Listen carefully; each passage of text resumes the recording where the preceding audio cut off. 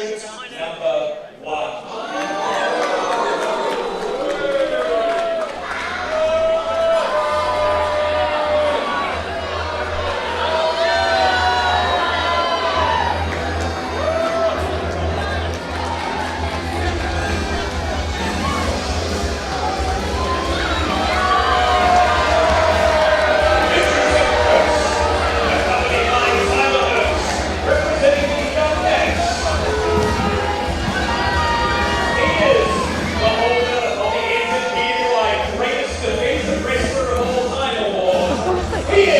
It's not a thing. Mr. Hello everybody and welcome inside Mount Eden War Memorial Hall here in the heart of Auckland City. You are looking at Sir Mr. Burns in the ring, but at the largest attendance for an Impact Pro Wrestling event in Auckland all year long. They are here for the largest attendance in an Eliminator match in IPW history. For the first time ever, 30 men will compete inside the career-changing, career-defining Eliminator. And right now, Sir Mr. Burns with fate in his hands. Will he enter that match at number 1 or at number 30?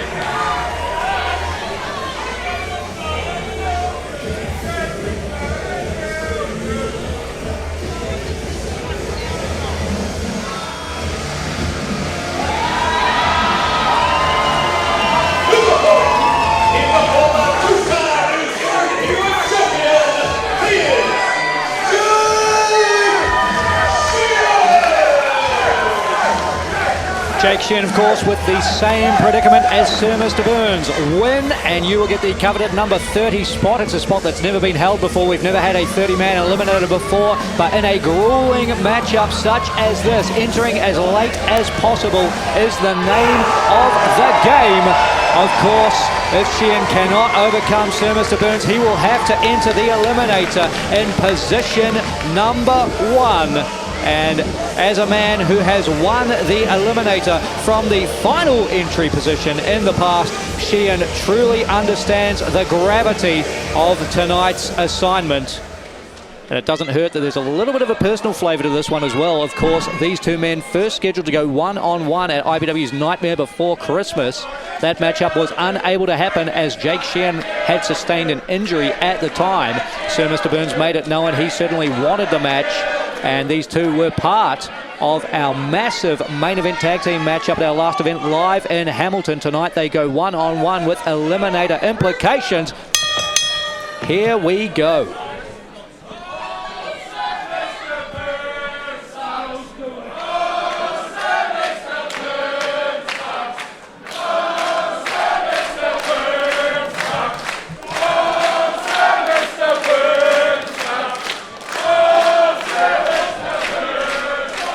In case you've never seen Impact Pro Wrestling before, we thank you for joining us here, IPW On Demand on YouTube. My name is David Dunn. I am the IPW General Manager. I'll soon be joined by the man we heard doing the ring introductions, Steve McCleary.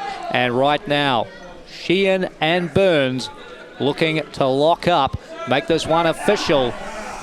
And somebody will punch their ticket to the coveted number 30 spot in the Eliminator. And of course, if you've never seen an Eliminator matchup before, unlike a traditional Rumble-style matchup, when we get down to the final two competitors, standard wrestling rules apply. Pinfall or submission to decide it, adding that little bit extra of an ask for somebody to come out with the victory.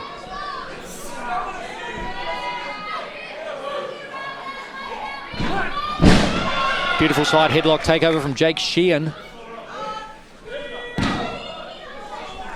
Quick 1 count there from our senior official Conan Wood. He has been assigned this one because it has become personal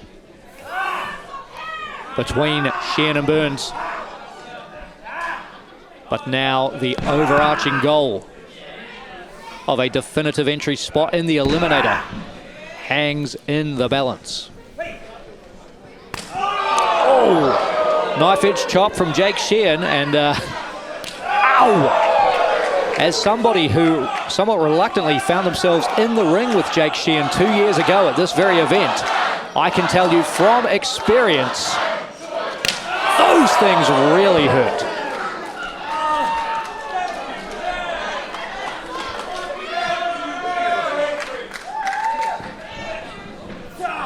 Sheehan thinking about an Irish whip. Service up Burns with the reversal, and Sheehan with that elbow to the side of the jaw. Knocking down his opponent. Burns breaks free of what may have been a tilt-a-whirl DDT, but Jake Sheehan finds the mark, getting the boot up to the chin. Beautiful stuff from the malevolent Sheehan.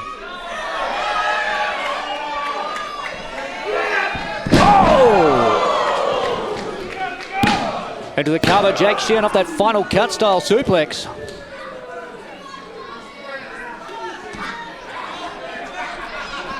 Referee Conan Wood just making clear, only a 2 count. Now, of course, at any stage in a wrestler's career where they may find themselves wrestling more than once in a night, the name of the game is getting the victory as quickly as possible so they can head to the back and prepare for what is yet to come. And Jake Sheehan thinking about going coast to coast. Tyler Ernst quickly drags Sir Mr. Burns out of the ring to the relative safety of the outside. And Mount Eden letting the young Nats side hear it.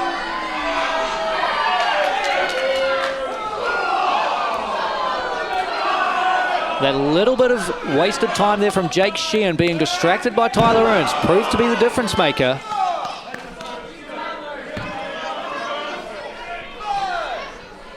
For Sir Mr. Burns, now rolling Sheehan back into the ring and raining down a forearm to the lower back as well.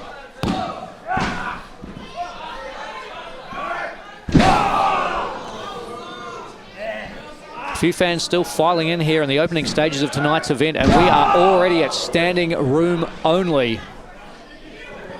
A truly capacity crowd here to see the unpredictability of the Eliminator.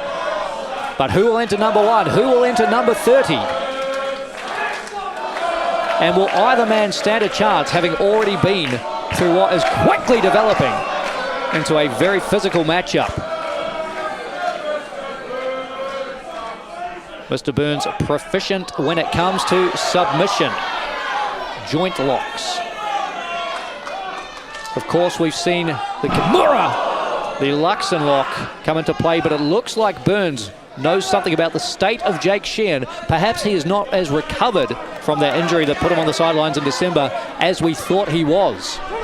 And now Burns has focused in on the leg, on the knee, on the ankle, on the foot.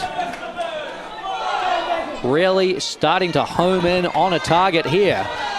And that is causing real problems for Jake Sheehan, who's only just up onto his feet, or onto a foot, I should say, and barely makes his way back into the ring, breaking the count. Steve McCleary joining us now. Steve, what do you make of what you've seen so far as Sir Mr. Burns follows up with a scoop slam? Well, I think for the most part I'm seeing Sir Mr. Burns, as they always do, taking control with his methodical pace. It might not be exactly what the crowd wants to see, but it is effective. It has led him to the New Zealand Heavyweight Championship before. He's hoping it leads him to it again. Apologies for joining us so late in this match. I did have to duck backstage just to check. There have been a couple of changes to the Eliminator format, a few different competitors. But that is what's fun about professional wrestling, everything on the go. And that was fun to watch right there, wasn't it? Sir Mr. Burns miles away from the target. And now Jake Sheehan starting to make Burns pay.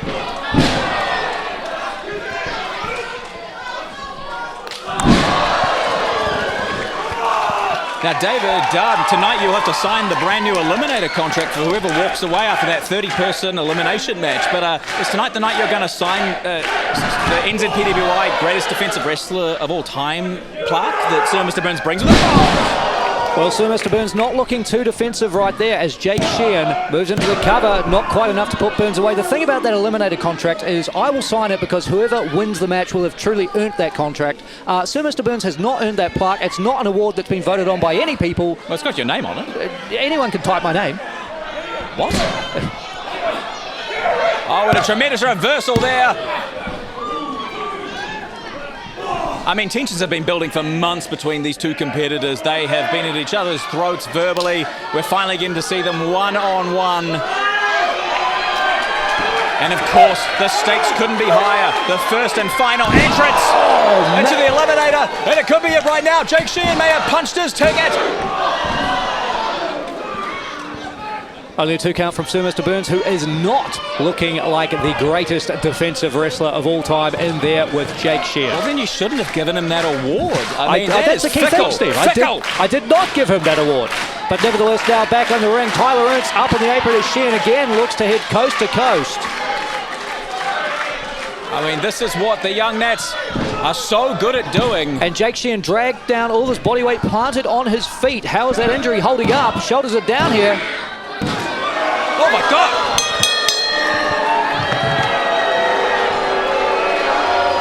Your winner and entrant number 30 in the Eliminator, Sir Mr.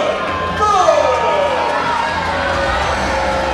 We heard Steve say it, folks. Sir Mr. Burns, however he did it, just punched his ticket to the coveted number 30 spot in the Eliminator. But crucially, Jake Sheehan now must enter the Eliminator from position number 1. Any position in the Eliminator is a tough one. There's no way around it. But to start out at number 1 and make your way to the final 2, Sheehan has been given an almost impossible task. Sir Mr. Burns calling his shot there. He's getting that contract and he's getting the belt, the New Zealand Heavyweight Championship, a title Burns has held in the past and a title he very well may pick up again if he is successful in the Eliminator. And entering at number 30 right now, you've got to believe Burns is the odds-on favourite.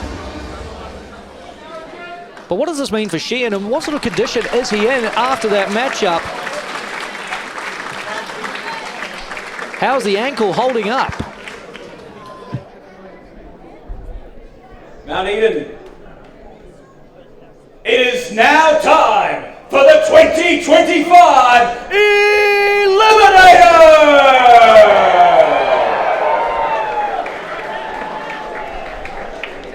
In this contest, 2 competitors will start in the ring. At regular intervals, another competitor will enter until all 30 competitors have entered the match. You can be eliminated at any time by being thrown over the top rope with both feet touching the floor. When there are only 2 competitors left in the match, the Eliminator will become a traditional singles match won by pinfall or submission. The winner of the Eliminator will receive a year-long contract that they can cash in for a match for the New Zealand Heavyweight Championship. Introducing competitor number 1 already in the ring, Jake Sheehan.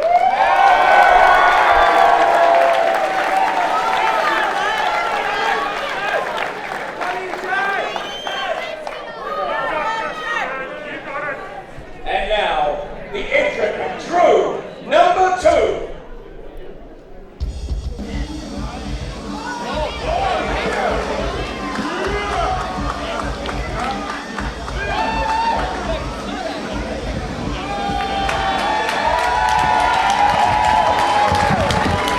He's a former New Zealand Heavyweight Champion. He is Liam Fury.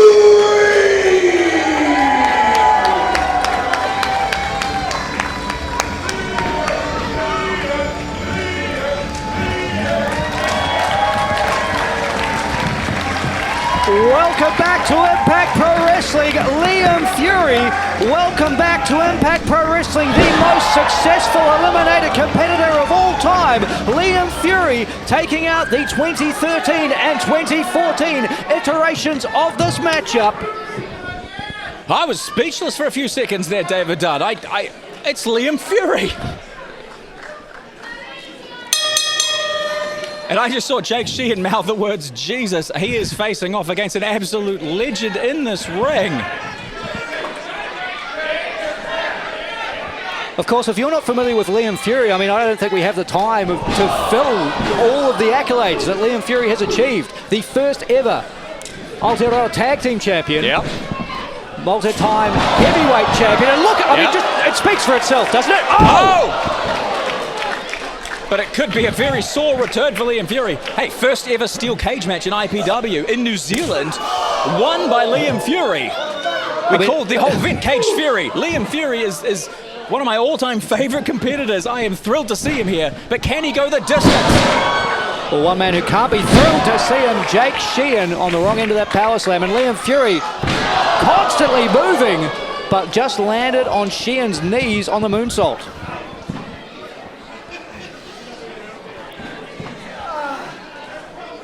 The Eliminator is one of the most exciting events for everyone in the audience and everyone except for me, the ring announcer, who has to constantly look at the screen and watch the countdown and reveal everyone as they come out. Busiest night of the year for Steve McCleary as Jake Sheehan goes back to his bread and butter, that knife-edge chop.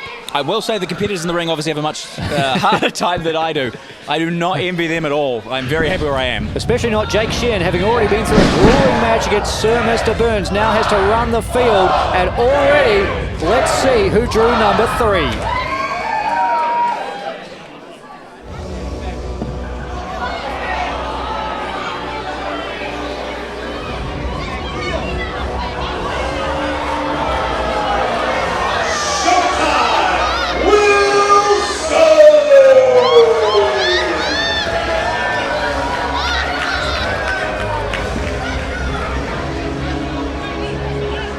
Will Stone back in the Eliminator. Of course, it was 2022 where Stone was the winner of that matchup, had to relinquish the contract due to a medical situation. He has since returned to the ring.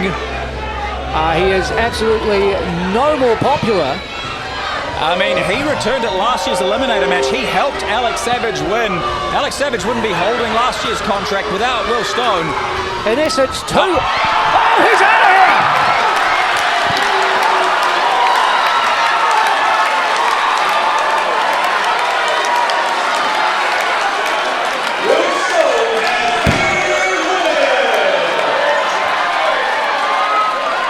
We're going to have to go back and check the tapes on that one. That may be the quickest elimination in Eliminator history. Will Stone, the auspicious entrance at all.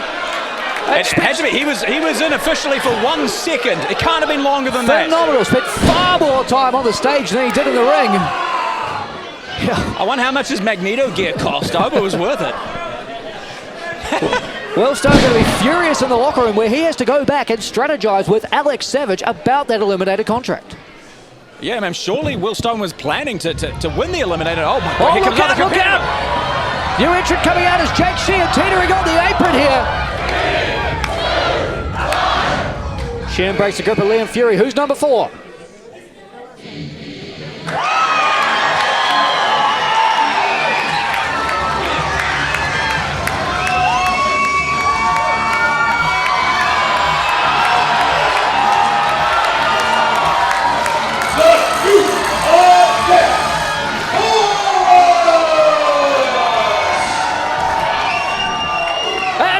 Bringing the fight to Jake Sheehan. Of course, this one of the defining rivalries in Impact Pro Wrestling history. And now for what must be the first time, Horace and Fury laying hands on one another.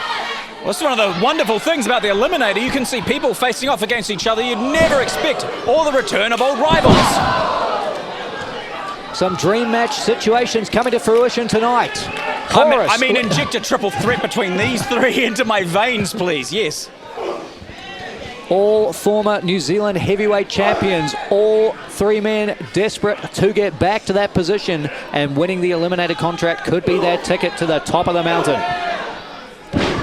It's such an incredible opportunity for any competitor, a match in which you can just at any point, as long as the champion is there, you can cash it in.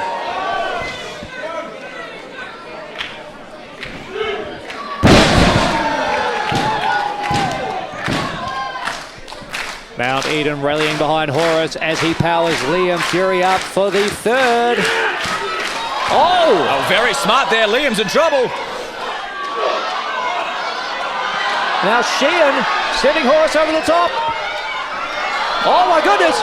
Oh my God. All 3 men on the apron. That is the worst place. And you can see the look of fear in their eyes. They realize this is a terrible situation. There's a 4th competitor about to come out. Stressful.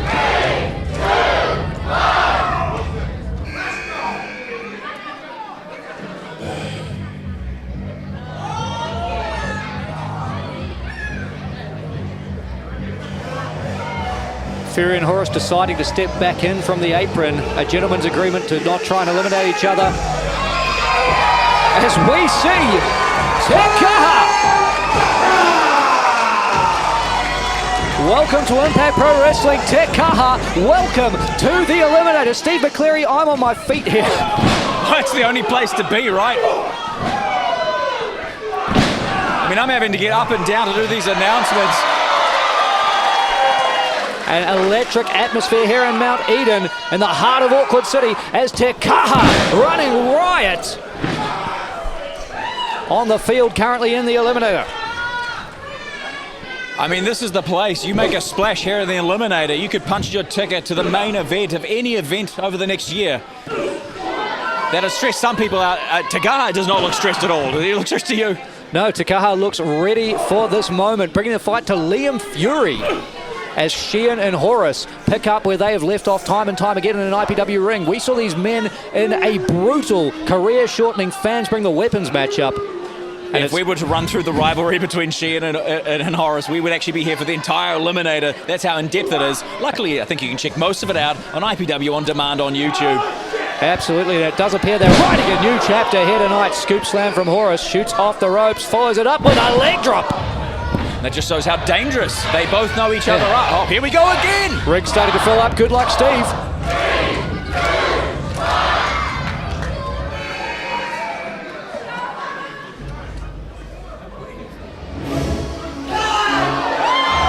Joseph Cruz. A man who we welcome to the IPW roster back in December, and what a way to showcase yourself for Joseph Cruz in here against a who's who of the all-stars of IPW in this Eliminator. David Dunn, last year you delivered Joseph Cruz his IPW contract in front of the audience. How good would it feel for you, as general manager, if he takes this thing? I mean, what a smart moves by you. I mean, it would be mighty nice to see that pay off. Of course, you'd love to see good things happen to good people. Joseph Cruz is a good person, even though he has become tangled up with the Sigma Collective. And Cruz going around the world, just spike Liam Fury. You ever think you'd hear that sentence? Unbelievable, different generations colliding here at the Eliminator. I mean, this could be his time. Come on, Joseph Cruz. It's early days, but I mean, look at him soaking it in. Uh-oh. Back suplex from Jake Sheehan, who has already wrestled one full matchup at this point. I mean, for Jake Sheehan, everything about this is the long haul, and here we go again. Gonna be one of those nights, everybody. Buckle in and enjoy the ride.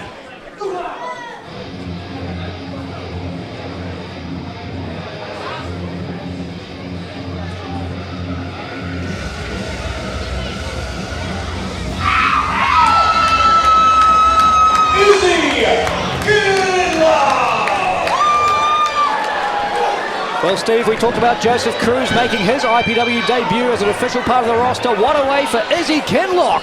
First public appearance for this young man entering the Eliminator. And what a result it would be for Kinlock to take out this whole thing, take home the contract, and be next in line for an IPW championship match. Oh, bringing the fight to Horus. I mean, that's what you've got to do inside the Eliminator. Gotta say, I'm a big fan of his tights. Bright and shiny. A colourful character is Izzy Kinlock, rocking out here at the Eliminator. It does mean that every other competitor will be able to see him from a mile away, which could get very dangerous. Oh. Kinlock on the apron, a rocky position to be in. Oh my goodness! Springboard off the top to take down Jake Sheehan. Impressive athleticism from the debuting Izzy Kinlock. Izzy's got hops, man. Oh, that's impressive.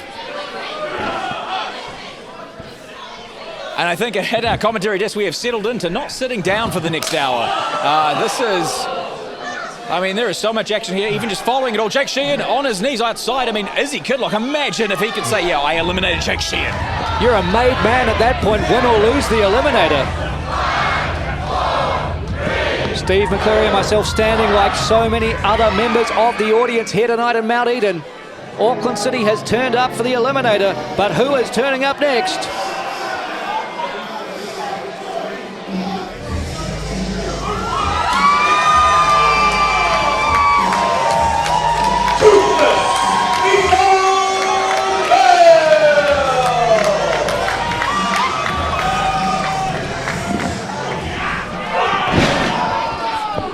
I love Nico Bell, man. I love his energy. I love his grin. I'm excited to see him back here in IPW inside the Eliminator. Look at him go. Been a long time between drinks for Nico Bell here in IPW. A little bit grittier than the last time we saw him. Oh, every time. Oh, look at that. Look at how he moved. Come on, Nico. Every time we see Nico Bell, he has gotten better. Yeah, like you said, he's grittier. Look at this energy. Slapping the taste out of Jake Sheehan's mouth, maybe looking to knock loose a tooth there as well. Well, a lot of the times in professional wrestling, you'll see someone adopt a move done by their competitor after a while because they go, wow, that really hurts. You lose a tooth, you're going to aim for other people's mouths. You go, that's not a fun time. That's not a fun time at all. But something Nico Bell has taken in stride, made it his moniker.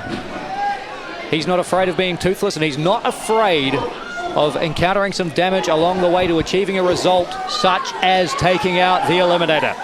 Oh, and Toothless Nico Bell is my pick in the Eliminator right now. We've only had Will Stone throw it out so far. We've got another one coming in right now. The ring is filling up.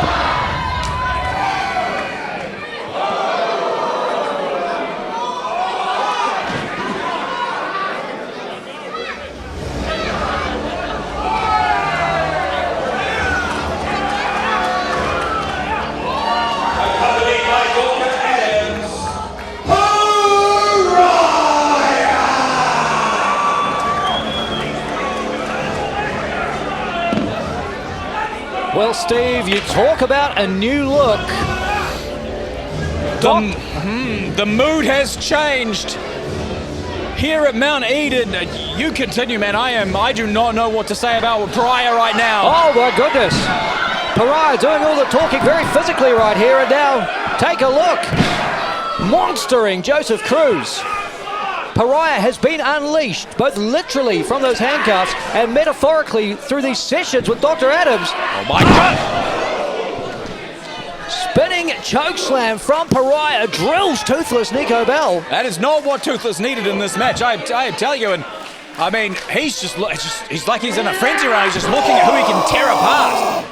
And now the Duke of Death trying to bring the fight to Pariah. The ease at which he just threw down a former New Zealand heavyweight champion. These therapy sessions that we've seen, of course, a man who we once called referee Dan Wood go through. I mean, I do not see Dan Wood in Pariah. I am telling you right now, that is not the same man. I don't know what's happening in his head. The Pariah is something else, and Te Kaha is finding that out firsthand. Oh, he can't get him up too, can he? Yes, he can! I mean, the arrival of Pariah here in the Eliminator is just bad news for everybody. Even worse news for Te Kaha. He's been eliminated. Te Kaha has been eliminated.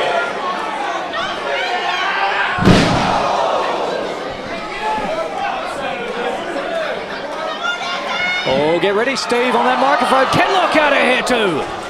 Izzy Kenlock has been eliminated.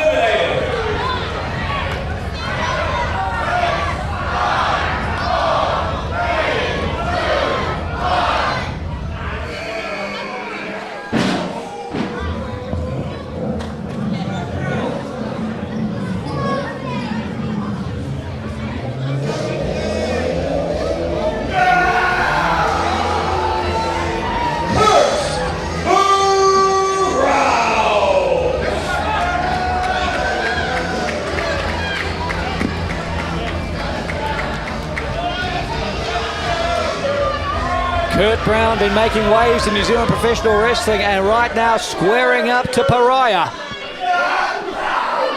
I mean, there was no way getting around Pariah. He was waiting for him.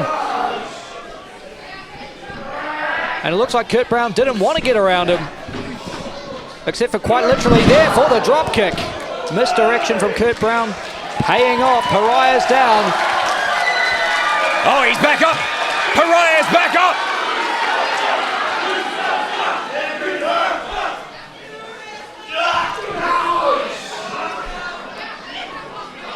I mean, how do you even face someone you can't even see half their face?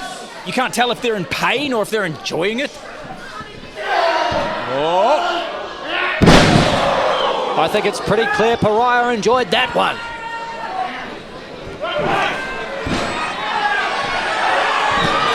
And the audience reacting, this is the smartest thing. Oh, it looks like they're getting him over. He's gone!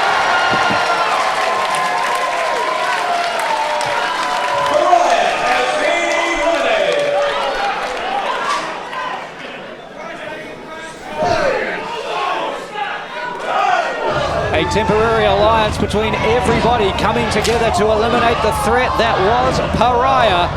And I should point out, by the way, Kurt Brown was entrant number 10. A third of the field is out here. Who's number 11?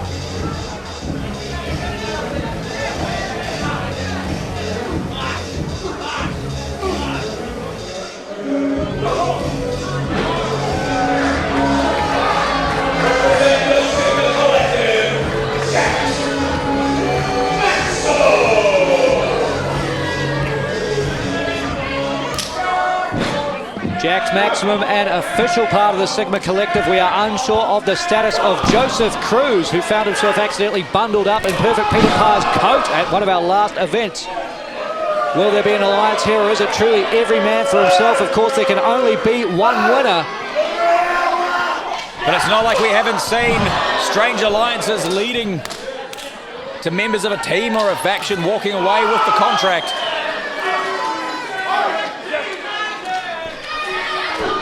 Jack Maximum now finds himself in there with Horus. Oh! Spinning variation of a Polish hammer. And toothless Nico Bell trying to knock a tooth loose. And Nico may be in need of some more dental work. That's incredibly unfortunate for Nico Bell there.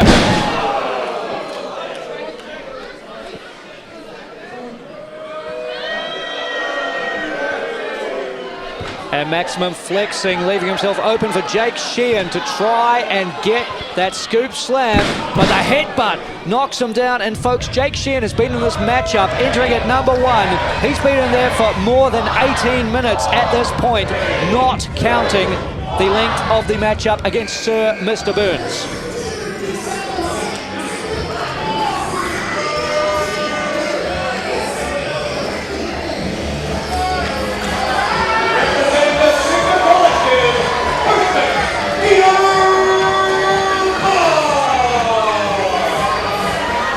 You can see from the look on Jack Maximum's face, this a true reunion. The Sigma Collective in there together.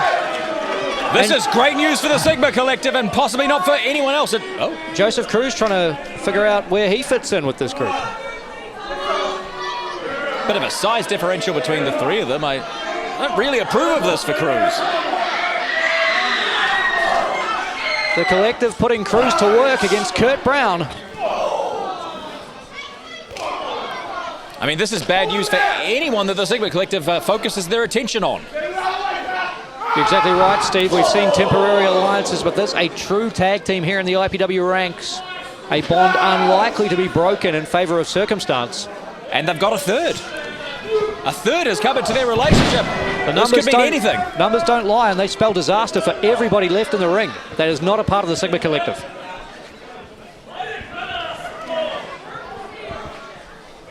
Right now, Kurt Brown looking worse for wear on the wrong end of this 2-on-1 attack. And Brown up, over and out. Kurt Brown has been eliminated. One wrestler thrown over the top rope, but another about to make their way out here. Who will be lucky number 13?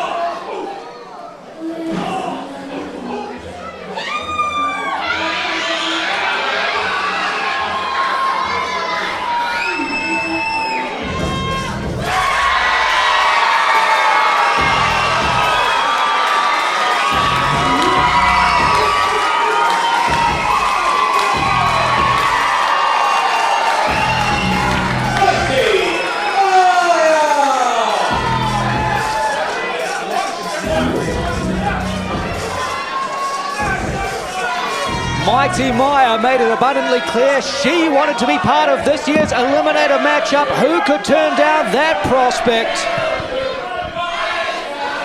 Just had a quick chat with Kurt Brown. He's obviously disappointed what the Sigma Collective has done to him, ruined his chances here tonight, but he's ready to come back another time. What? Are they trying to recruit Mighty Maya? I don't know if they're looking to recruit. But if they were, Maya definitively turning down the Sigma Collective. Not the first time they've been rejected like that. Oh my God.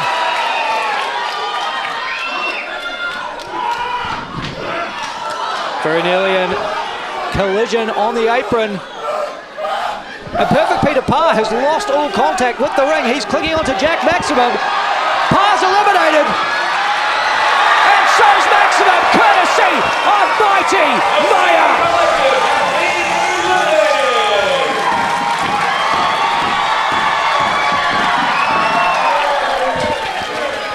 That is the happiest I think anyone's ever been when they're in the same room as the Sigma Collective. And we're seconds away from another entry. Let's take stock of who's left in the ring. Right now on their feet, Mighty Maya and Joseph Cruz. Laid out of the ringside area. Oh, Joseph Cruz dragged out under the bottom rope.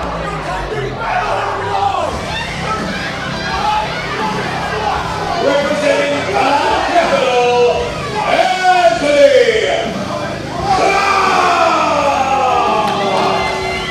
Anthony Khan taking his time, heading out to the ring. The freshest man of the moment in there, Jake Sheehan, who entered at number 1, has been in the ring for more than 20 minutes, excluding the length of the back against Burns as the Khan cutter takes out Mighty Maya. He just made a beeline straight for her.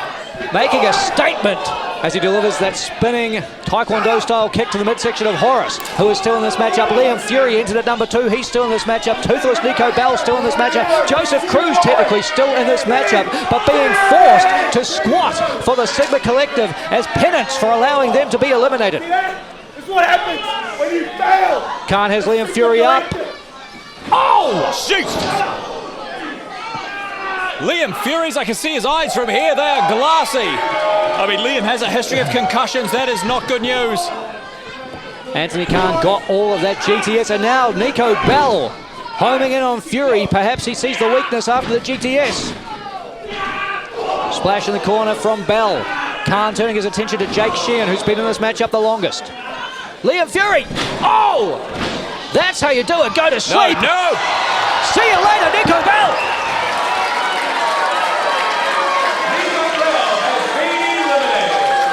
The GTS from Liam Fury followed up with a clothesline over the top by Horace. I mean, that is a heartbreaker for me. I thought Toothless was going to go the whole way.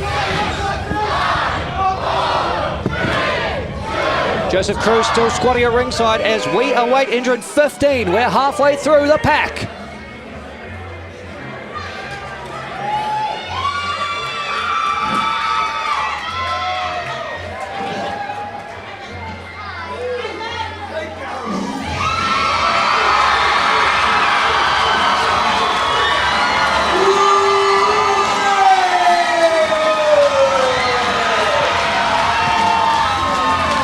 Listen to this ovation. One of the newest members of the IPW roster, but immediately one of the most popular. Raven is here, and Raven is here to make an impact. They are so quick. Their kicks are incredible. And can you imagine, in their rookie year, if they go the distance? Oh! Big connection with Horace in the corner. Jake Sheehan now blocks the boot, but couldn't do anything to stop that one. No one has really been able to figure out Raven yet. Those kicks, they come from every direction. How much do you bench press? How much do you bench? Jack Maximum out in front of us just asking a young child how much they bench press. And that kid didn't, it was too much of a coward to tell him. Must have been embarrassed. I bet he can't even deadlift. See that? Joseph Cruz still squatting at ringside. Maximum suggesting that Steve McCleary do the same. Meanwhile, Raven and Mighty Maya squaring up to one another. Here we go. Revisiting what was Raven's debut match in IPW. That was such a hard-hitting contest. I love seeing them run it back. Oh! Drilled with authority is Raven by Mighty Maya. It was Maya who came out on top in these two's first wrestling matchup and again in the rematch. And Raven! Oh, unbelievable!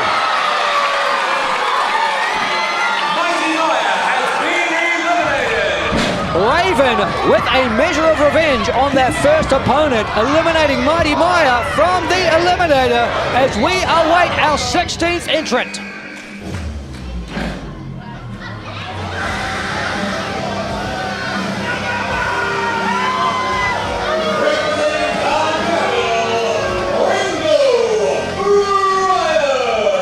Things didn't work out too well for the Sigma Collective, but something tells me Khan Capital are going to fare somewhat better.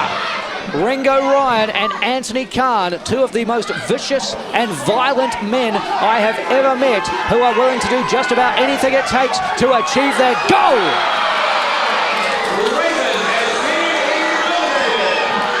Ringo Ryan, mere seconds into this matchup, already proving to be a huge difference maker, taking out the ultra-popular Raven.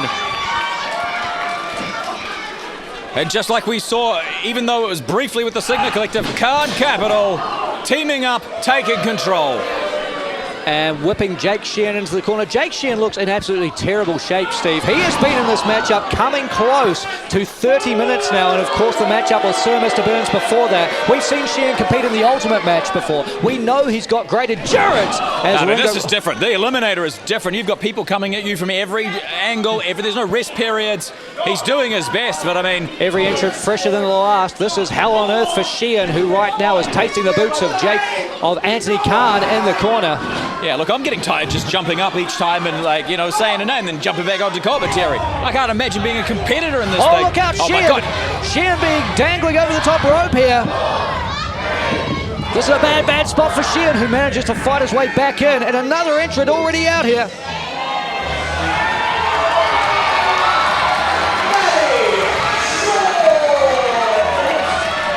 Ringo Ryan in the corner with Liam Fury, who has also been in this matchup from the start, as Matty Short, the freshest man right now, hitting anything that moves.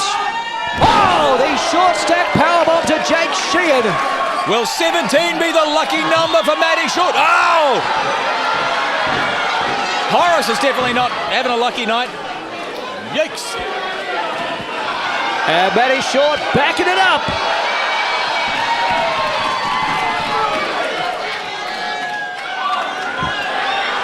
Oh my God, Sheehan, move! I mean, normally Matty has to power that I can't even. I mean, normally he has to power his junk up, you know, he's got to get the trunk all, but geez, everyone here is just so tired, he can just have his way with all of them. Auckland City showing their appreciation for Matty Short.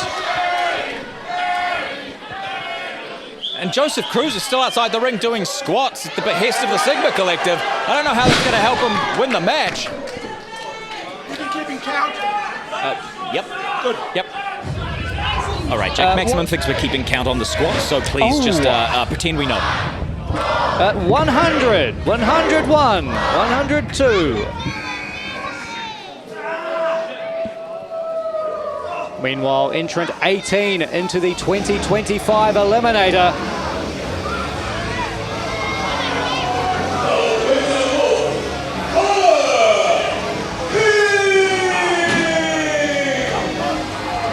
Connor King returning to IPW, one half of the PWE Tag Team Champions, and a man who has spent a number of months overseas with Big Japan Pro Wrestling. King has all the tools to put it together here, take out the Eliminator, but right now he's meeting Liam Fury for the first time. Oh my God, what a clash! I'm a big fan of Connor King. He's crisp in that ring, he knows what he's doing, he's well traveled. Seeing him match up against Fury, I mean, you can see already, hard hitting. Codebreaker from King wipes out Liam Fury, who has now been in this matchup longer than 30 minutes. And Fury oh my up to God. the top. Has he gone? And that is, the referee is telling me, no, that was a mistake by Connor King there. King turning his attention to Horus, did not finish the job with Fury. And now Anthony Khan saving Ringo Ryan from tumbling over the top. I mean, it's nothing against Connor King. This match is frenetic. The pace of it is just unbelievable. There's things happening everywhere. I guess if you think you've eliminated them, you've got to move on. Otherwise, you're going to get hit in the back of your own head. Oh, look out! Horus tumbling over the top rope. He's in real danger on the apron here. Connor King doing his best to finish the job this time around. The Sigma Collective blocking my view of part of the match. I don't suppose you could tell them to move.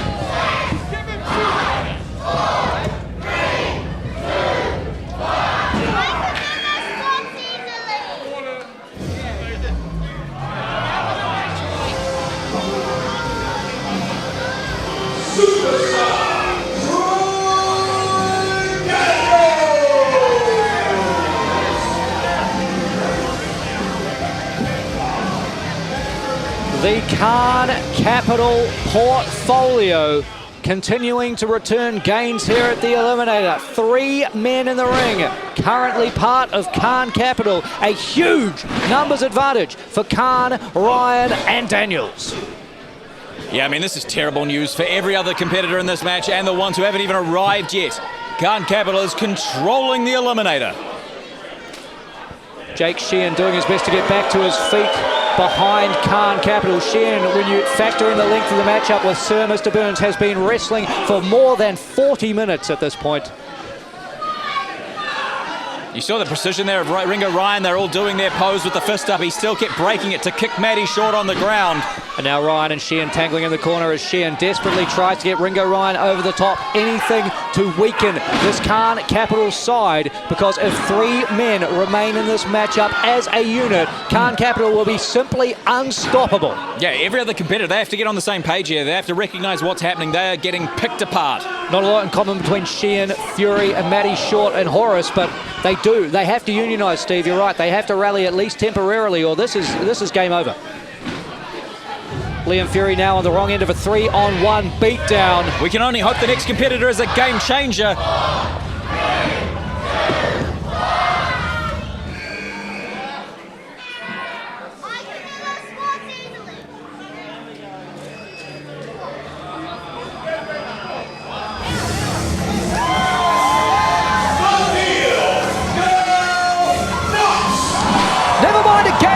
Steve, what about a man who was a part of the first ever iteration of this matchup all the way back in 2006 when it was part of the IPWI Invitational? This is the deal, Del Knox, and this is the man that the IPW roster needs to bring the fight to Khan Capital. As evidence right then and there, see you later, Troy Daniels. The deal, Del Knox, was inducted into the IPW Hall of Fame back in November. For many, an induction into the Hall of Fame means that their career is coming to an end. For the deal, Del Knox, it was a rebirth. Knox sending Ringo Ryan over the top, but Ryan lands on the apron. Del Knox, a former 4-time champion, certainly still has aspirations of a 5th New Zealand Heavyweight Championship reign and winning the Eliminator contract as he did all the way back in 2015, as well as being part of the first ever matchup, made it to the final 2 there as well. If this is a return to form for the deal, Del Knox, he could be looking at title reign number 5. Our 20th entrant, by the way, Del Knox. We are into the final 10.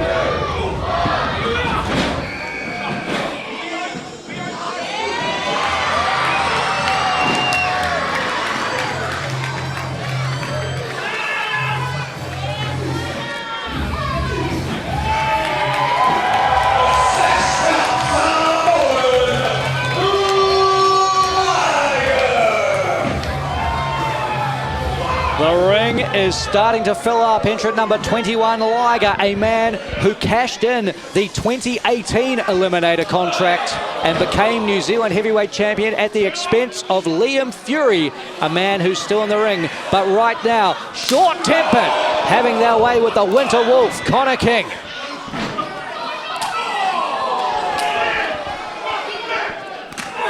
All right, so Khan Capital just down to 2. Short-tempered is in the ring, although that's always a very tenuous alliance.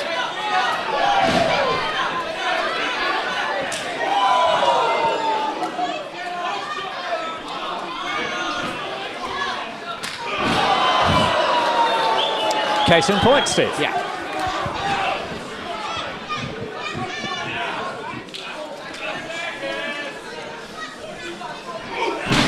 That hard hit of Liger being put to great use in the Eliminator, and now Matty Short being picked up and ducked down as a weapon.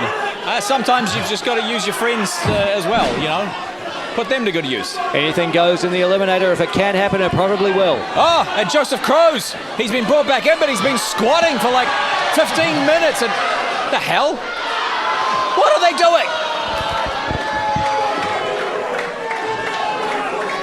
Joseph Kroos has been eliminated.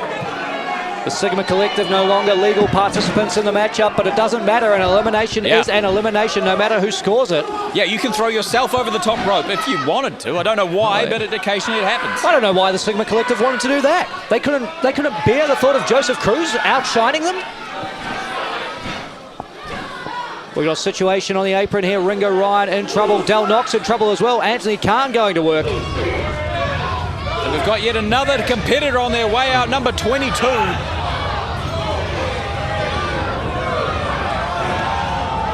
And Connor Keg has been thrown out at the last second. Has been eliminated.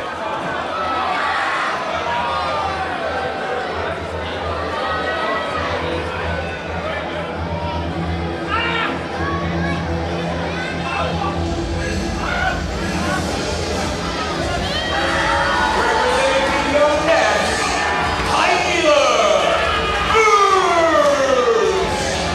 Burns down here with Sir Mr. Burns, but of course we know Burns will not enter this matchup until the final number 30 position. Can Tyler Ernst survive until that point? Ringo Ryan clamped onto the bottom rope like a barnacle here, doing his best to avoid the double team of short-tempered. Yeah, he is a veteran. He knows everything to do it in any type of match. And keep your eye on Tyler Ernst. Making a beeline for Jake Sheehan, the enemy of Sir Mr. Burns, the enemy of the Young Nats. And now, introducing himself to the Hall of Famer, the Deal Del Knox. I mean, this is an enviable position for Tyler Ernst. If Liam Fury didn't know about Tyler Ernst, he does now. Tyler Ernst, he wears a full suit. He is deceptively large. I mean, that's the thing. He has incredible strength. You don't know it until it happens to you, as everybody is discovering right now. A long way to fall down from for those back suplex sequences. I mean, every competitor that comes out now has a great number. We're in the final 8. They're fresh. They've been raring to go. They've been watching what's been happening backstage on the monitors to every other athlete in this Del Knox in trouble here. Anthony Khan doing his best to get Knox over the top rope. Meanwhile, Tyler Ernst and Liger. I mean, I would never step up to Liger. And, whoa! Liger taken down with a clothesline, courtesy of Ernst. Yeah, I mean, Ernst is showing us what he's got. And now Matty Short stepping up to Ernst in a big way. Ernst is going for it. Shut up! Matty Short has been eliminated. And Anthony Khan just hit Tyler Ernst with a low blow. No disqualifications in the Eliminator.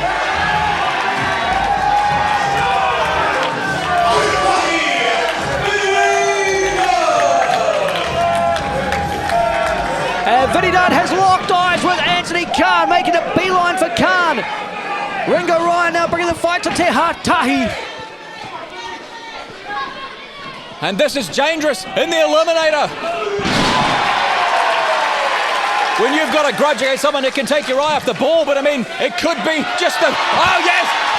The burst of adrenaline he needed.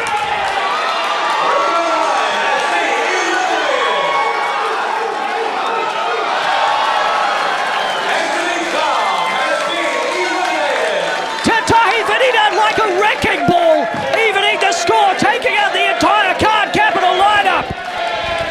Well, that's fantastic. I was going to say some grudges can take your eye off the ball, which is winning the match, but they just helped Te Tahi right now. Card Capital is gone. That is the best news for everyone in this match.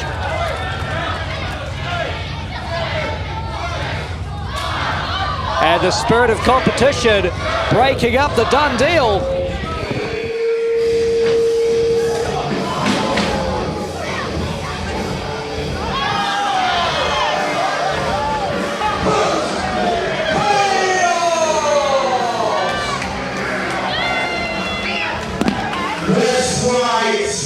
Of course he's got a microphone. And if you need an education, I've held this twice. I'm testing it. I'm taking it off you, Bell Knox. I'm taking it off you, Billy Dunn. And I became the IPW heavyweight champion. And I held that title for over a year. He's speaking the truth. Yeah. I think tonight's the night when Good Chaos takes it for a third time. He becomes the champion that you all deserve, because you know when Good Chaos comes to the ring, it's nothing but magic. We haven't seen Good Chaos in a long time, but he does have an incredible history with the Eliminator contract. I think you should shut your mouth while someone who is the greatest wrestler to ever be in this country comes to the ring. And I've got a special surprise for all of you.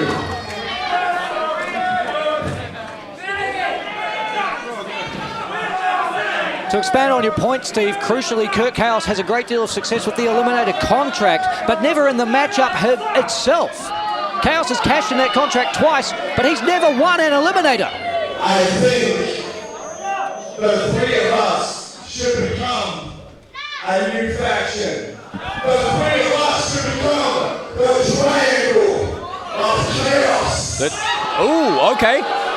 The Triangle of Chaos. I mean, Chaos has been part of many a faction in IPW history. Saint Chaos dominated the tag team division, but the Triangle of Chaos... Surely those 20 kilograms of Vinnie Dunn's ego won't allow for a faction named after somebody else. Oh, that spear from Tatahi!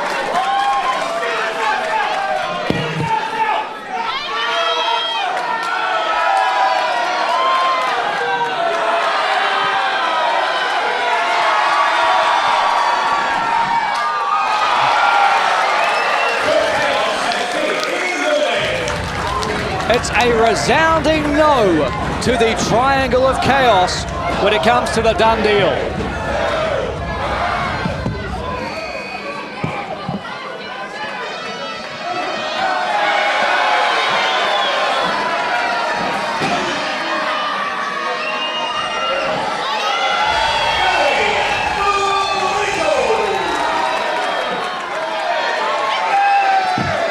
An exceptional number for Barry Burrito, entering very late in the game in the 2025 Eliminator.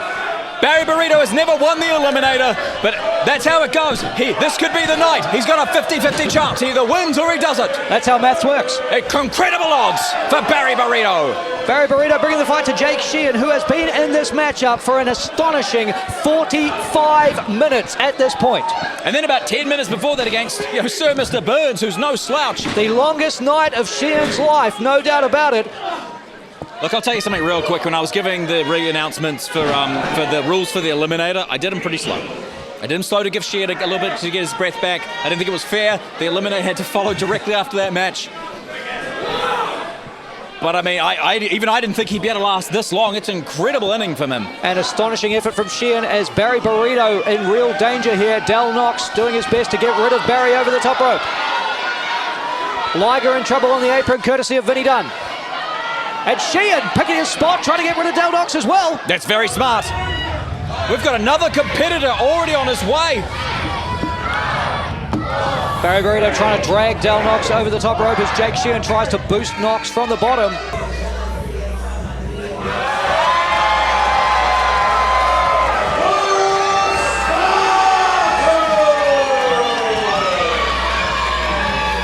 The winner of the 2023 Eliminator cashed it in and became New Zealand heavyweight champion. Spartan, with an entry this late in the game, has got to be considered one of the favourites.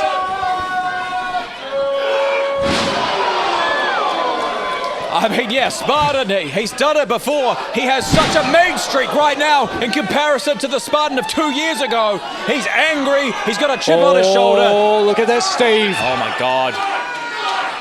I didn't think we'd see them face-to-face after that dog collar match.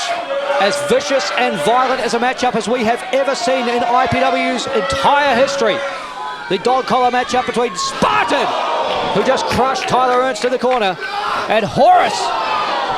That dog collar match must have settled some things. I mean, previously they wouldn't. Oh! Ernst's out of here.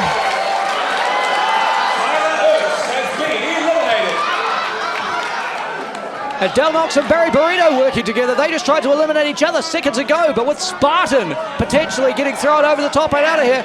Oh, Vinny Dunn with an ankle lock to Del Knox. Knox on the apron. Spartan's back here and Vinny Dunn still in danger on the apron.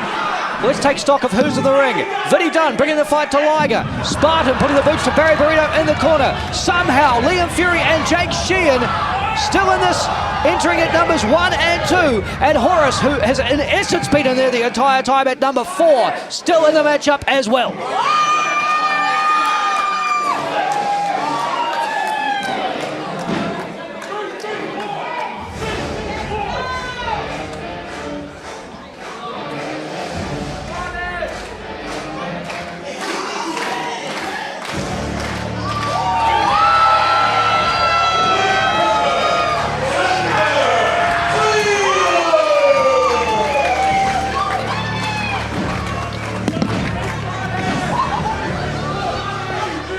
I talked earlier about game changers with Del Knox.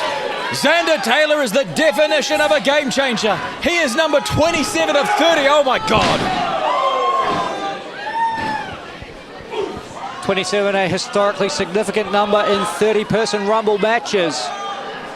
And Xander Taylor showcasing the power. Taking Horace for a walk around the ring and planting him with authority. Smashing a Hall of Famer to the canvas. You don't normally see people effortlessly throw Del Knox around. And Barry, oh man, that burrito got crushed.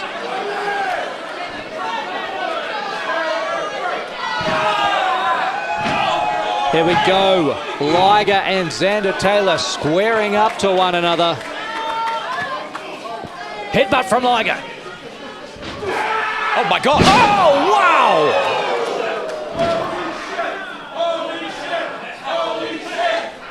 He's got him out.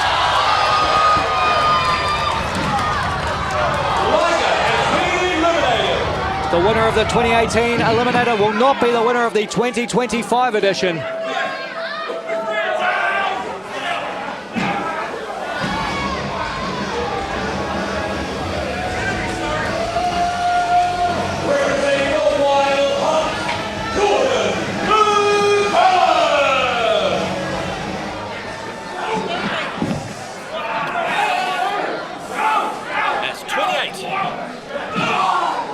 Jordan McCallan without a tag team partner in the matchup. Connor King's been eliminated, but it doesn't matter to McCallan. What a chance to break out on your own. A late entry in the 2025 Eliminator and a shot at the New Zealand Heavyweight Championship whenever and wherever the winner decides if they choose to cash it in.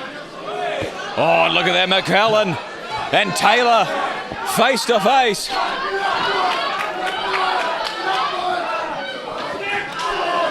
That is hard hitting.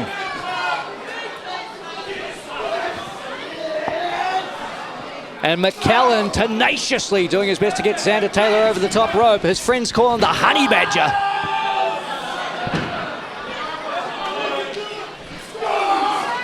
Oh my God.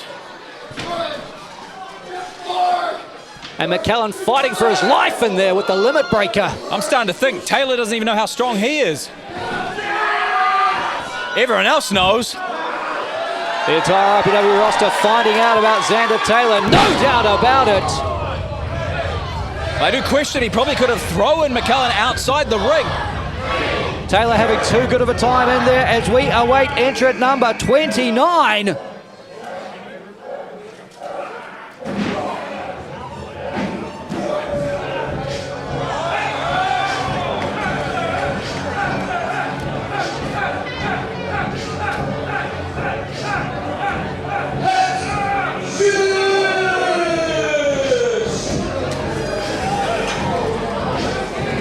Pat Shisk with the latest possible number to be drawn. Of course, we know Sir Mr. Burns has number 30.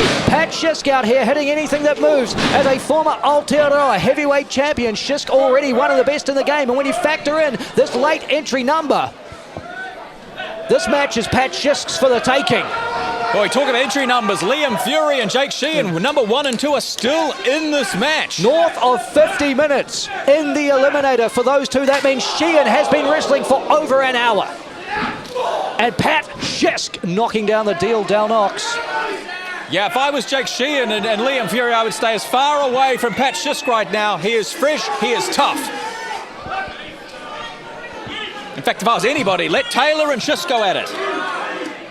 And Taylor may be out on his feet as a result of that forearm. Oh, no.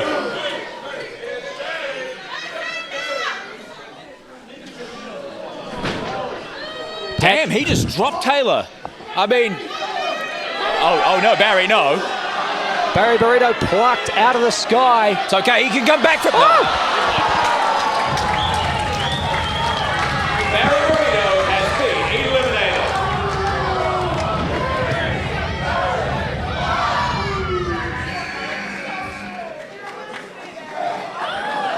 Del Knox choking Pat Shisk with his own singlet he wore to the ring. Trying to rally Vinnie Dunn to bring the fight to Shisk.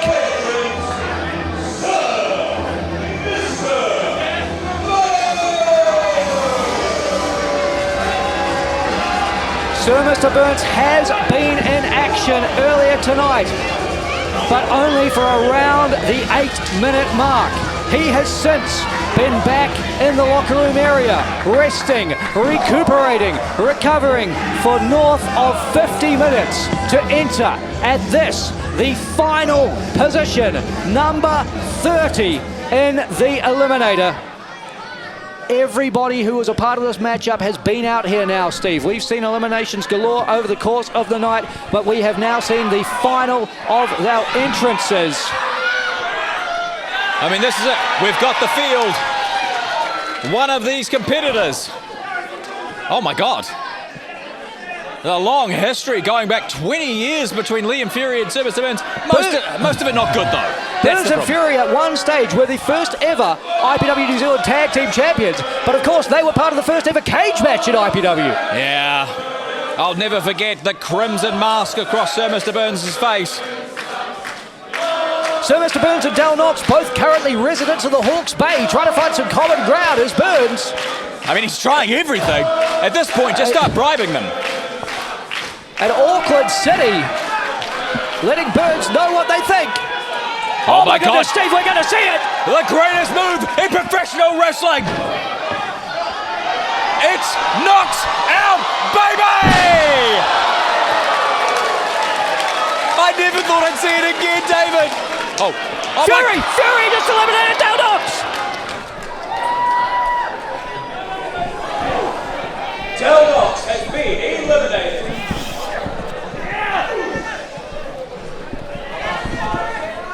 I mean, that was an absolute heartbreaker for me. I was so happy to see the knocks out. Oh, Vinnie Dunn in danger on the apron. Horace following up. Basement dropkick. Dunn's eliminated. Kentucky Vinnie Dunn is eliminated.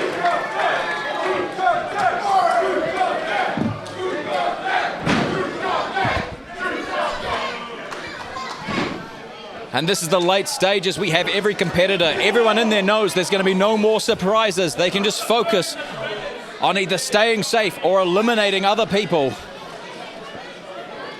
And eliminating other people has to be the name of the game right here and now. The ring's still relatively full, but every entrant is out here. Spartan and Shisk exchanging waist locks. Oh my God! Spartan has been eliminated. The explosive power of Pat Shisk on display, flinging Spartan over the top rope at a variation of a short German suplex. Shisk has been training amateur wrestling at City Kickboxing here in Auckland. That's the home of many UFC stars, and it's paying off tonight. Jordan McKellen dumped over the top. Jordan McKellen has been eliminated.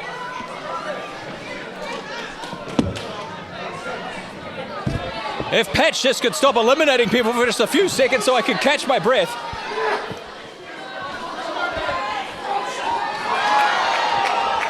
And Jake Sheehan with a knee takes out Pat Shisk.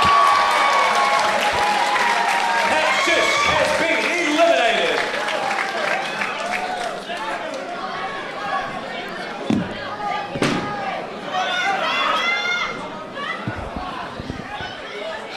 David Dunn, we are down to our final 4. My God, Xander Taylor in his rookie year. Liam Fury, a veteran of the game, the Duke of Death Horus, and entrant number 1, Jake Sheehan. Wait, no, there's 5, right? There's still, Sir Mr. Burns is still in this, isn't he? That's Where right, is Sir he? Mr. Burns has been knocked from the ring, but not over the top rope. Okay. We know it, Steve, but do these 4 men know it? That's right, I can see right now, Burns is lying down underneath the... Oh! Xander Taylor! 1 on 3, it doesn't matter, he's taking them all out. I mean, this could be his year. This could be, his first year could be his year. Xander Taylor has burst onto the scene, made a real impact. The limit breaker for a reason. Any expectation you put on Xander Taylor, any thoughts of a glass ceiling because of his age, because of his level of experience, none of that matters. He is taking the fight to 3 former New Zealand heavyweight champions on his quest to one day hold that title. I mean, I gotta say, you come out here and you've got limit breaker across your gear and on your Tron. You've got to be good. You've got to prove it, and he is proving it. Incredible power to catch Horus like that, bundle him up into a variation of a fisherman suplex. Oh my God, I think Sheehan just stumbled into him. I don't even think Sheehan knows where he is. Sheehan is in a bad part of town. Oh my Oh! Spit out sidewalk slam from Taylor. The human body can only take so much repeated impact. The lungs, the spine. I mean, I can't imagine the type of pain that Sheehan is in here. He must feel like there's going to be no relief.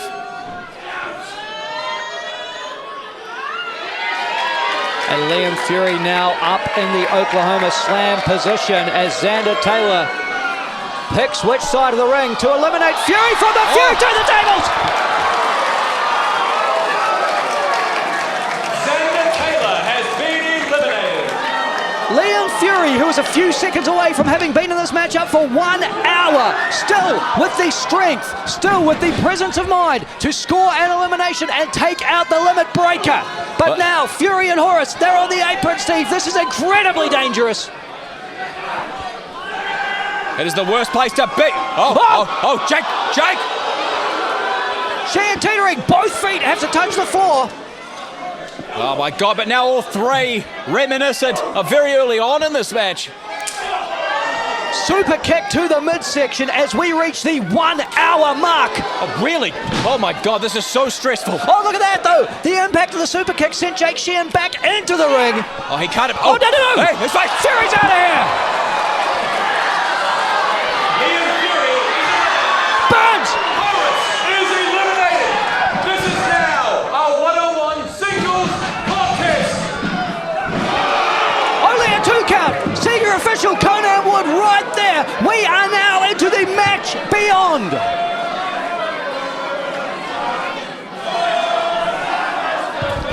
My God, that happened so quickly. Normally I have a chance to properly tell the audience this is now a singles match. Pinfall or submission to win. Burns almost won the whole thing in that moment. Oh my. Burns has had the better part of an hour in the locker room to strategize for this moment. He picked his shot beautifully. And who would have thought, Steve, that the final 2 would be the man who entered number 30? Perhaps that's a given, but a man who entered at number 1. That's incredible. No one could have predicted this. And I know Sir Mr. Burns would have been watching the footage backstage as this happened. He would have known everything that's happened to Sheehan this entire time. What an incredible disadvantage on top of everything else. Jake Sheehan has been through an absolute war here. He has had to take on pretty much the entire IPW roster. He was in there from number one. He saw them all. He felt all of their best shots. Somehow, some way, he has made it to the final two. Of course, Sheehan has won an Eliminator in the past, but crucially, he did it from the final entry position. He's never run the gauntlet like this before. Nobody has. We've never had a 30-man Eliminator. And Sir Mr. Burns now the far fresher of the two, picking up right where he left off in our opening matchup and picking Jake Sheehan apart. I mean, you're putting a damn lot of fear into me right now, David Dunn, the way you're talking. I mean, I gotta believe. I never thought I'd say these words. I've got to believe in Jake Sheehan. I got to believe he can pull this out. What a Herculean effort it would be to walk away with the Eliminator contract after everything he's been through. And if anyone can do it, it's Jake Sheehan here tonight. We have to believe.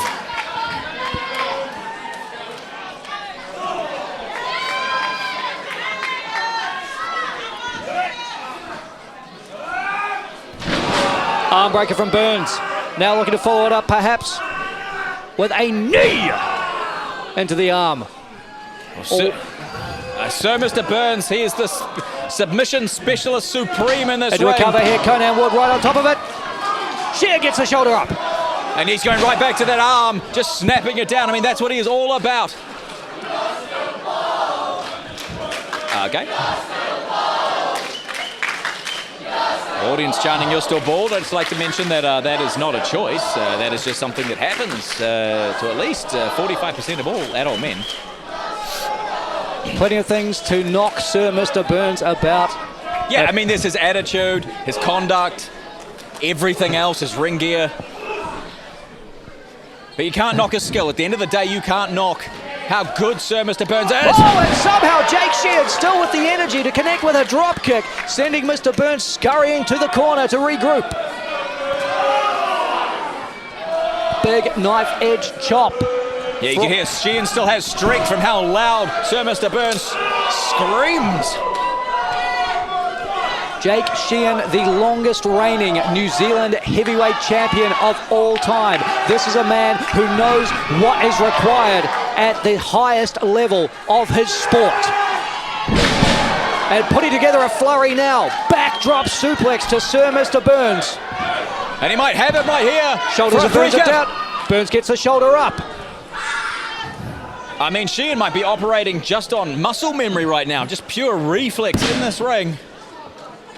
And perhaps nobody better to do it, of course, with all of the big match experience he's had. Sheehan has been part of the ultimate match, that Iron Man match stipulation. He has won an Eliminator. He has wrestled a Fans Bring the Weapons. He has wrestled a steel cage. You name the match, Sheehan has been through it. But he has never had to do it after being in the ring for north of 1 hour and being in there with a man as ravenous for a victory as Sir Mr. Burns. A man who already beat him tonight. And a man who is looking to separate Sheehan's shoulder from the socket. And look, Sheehan's muscles and tendons, they already would have been screaming long before now. And now he is just, I mean, they're just going to turn to jelly inside there. And Mr. Burns now out on the apron. Of course, we are in the match beyond the final stage. Standard singles wrestling match rules apply. Burns doesn't have to worry about being knocked to the ground. Thank you. I almost forgot that. I was like, what is he doing outside the ring? A traditional singles match is just a brutal addendum to such a match like the Eliminator. You have to change your strategy, your focus, all while being exhausted. And all while being berated by this Auckland crowd, singing a chorus of "Oh, Sir Mr. Burns sucks."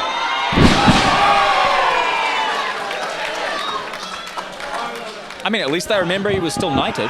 That's got to get the title in there. Yeah. And Sheehan now getting Burns up, thinking Alabama slam, somehow finding the energy. Stacking Burns' shoulders. Is this enough to win the Eliminator? But you could see how slow Sheehan moved there to go into that pinfall. I mean, I don't think we're going to see a lot of snap in Sheehan's maneuvers at this stage. I almost hate the fact I just used the word snap because I'm looking at Sheehan now clasping his arm to his side. Sheehan doing his best to keep it together, and Sheehan heading to the top rope on the other side of the ring to his opponent. Tyler Ernst up here on the apron, causing the distraction for Burns, who just draped Sheehan shoulder first over the ropes, rolling him up, shoulders are down here. Only a 2, says Conan.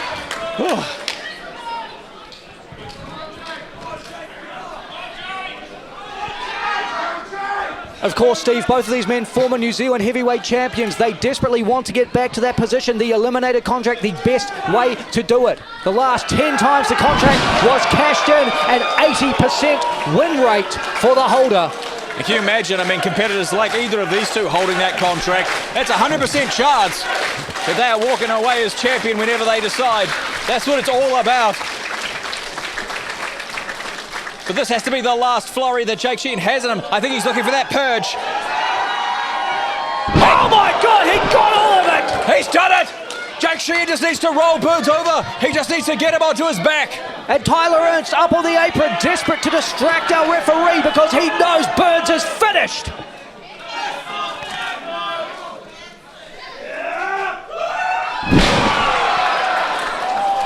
Tyler Ernst was thrown out of the Eliminator earlier on. Now Jake Sheehan throwing him into the ring. But I mean, he's taking his eye off the ball. But I mean, I guess he's got to eliminate Tyler Ernst from this equation. And that'll do it there. A violent impact for Ernst, the back of his head hitting the mat.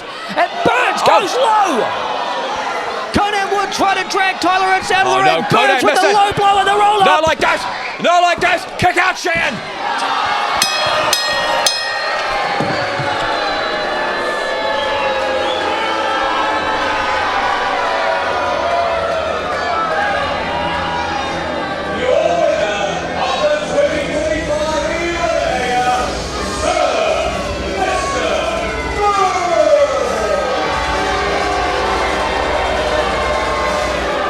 Entering the match at number 30, the odds stacked on his side. Sir Mr. Burns still had to resort to a low blow to pick up the win and take out the 2025 Eliminator contract.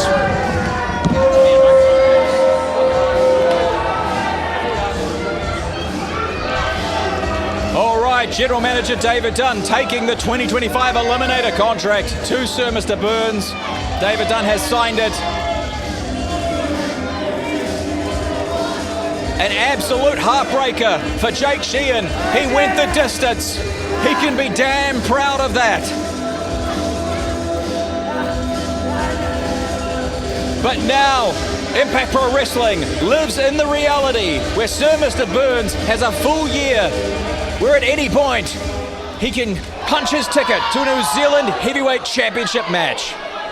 And Tyler Ernst just outside the ring just took a cheap shot on Jake Sheehan. Not a smart move.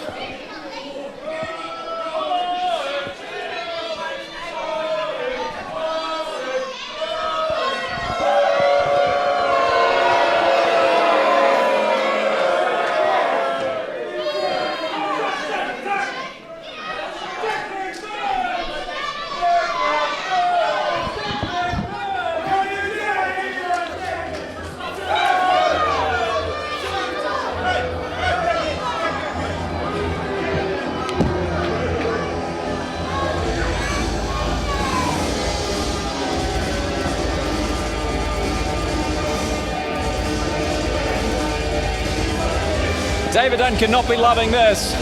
And he's asking, he's tricking David Dunn into signing the greatest defensive wrestler of all time plaque. Oh well, I mean, he had to get around to that eventually.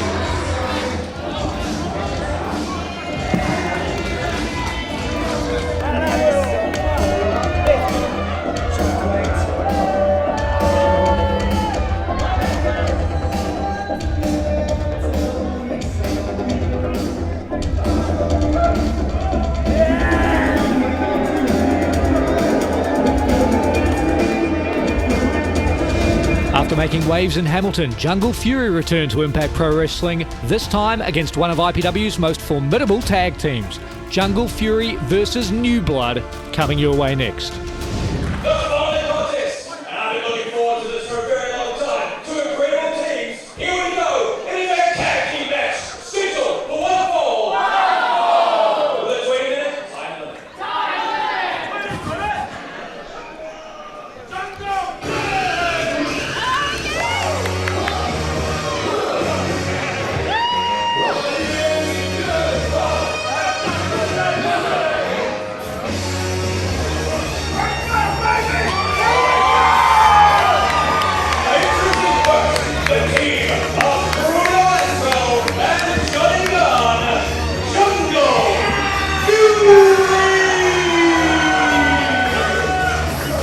Jungle Fury bringing the heavy artillery tonight at the Eliminator tag team action coming your way. As these two competitors, fresh out of the New Zealand New Japan dojo, under the tutelage of the Bullet Club's underboss, Bad Luck Fale, have been unleashed on the tag team scene, and they are looking to show up and show out in front of a sold-out audience at the heart of Auckland City.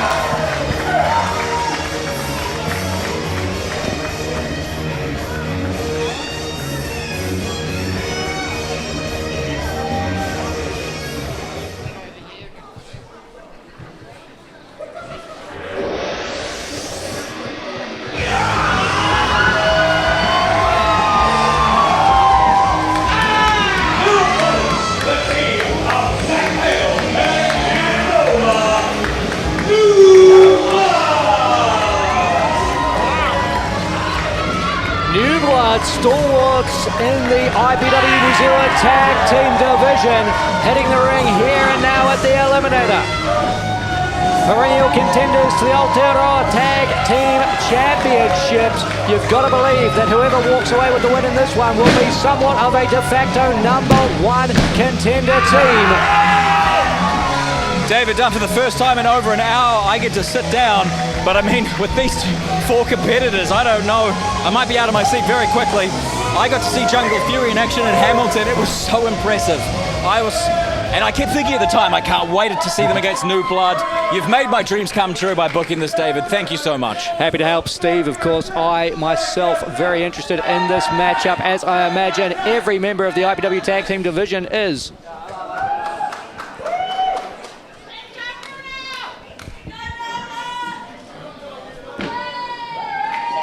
It is hard to believe that we've already had the Eliminator tonight, and of course 2 former champions facing off before that. And we're not done. We're halfway through. We have this incredible tag team match. We have the Megan Kate Open Challenge, and of course our main event, James Shaw versus Jay Rilla. And my throat hurts from all of the Eliminator entries, and that is terrible news. Johnny Gunn starting things out for the Jungle Fury side, locking it up with Zach Hale and taking control of Hale's left arm.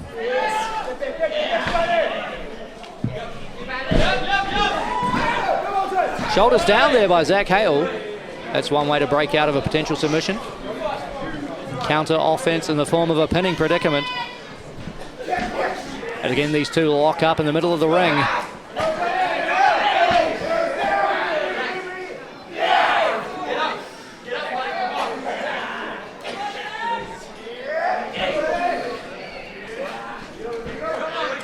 And the tag's made by Johnny Gunn. In comes Bruno Astro, the other half of Jungle Fury, with a bit of a misdirection into that clubbing blow to the shoulder joint of Zach Hale, continuing to maintain the wrist control. When I met them in Hamilton, I asked them if they were big Power Rangers Jungle Fury fans. They actually hadn't heard of the show. So just one day I'm just going to sneak that theme song into theirs before they come out. You know, they'll get even more hyped up. It's going to be a tremendous decision. No backlash on me for that. I don't think we need Jungle Fury any more hyped up. They are already firing on all cylinders, bringing the heavy artillery to the IPW ring. Straight out of the New Japan New Zealand dojo, straight out of competition in New Japan Tamashi. And as you'd expect from that pedigree, they are crisp in that ring. And that's usually what you find also with New Blood, which is one of the reasons I was so excited to see these two teams match up. Kid Nova now the legal man on the New Blood side of things, showing Bruno Astro what it's like to be on the wrong end of a wrist lock. And Astro deciding to ground things here, taking Nova down with a side headlock.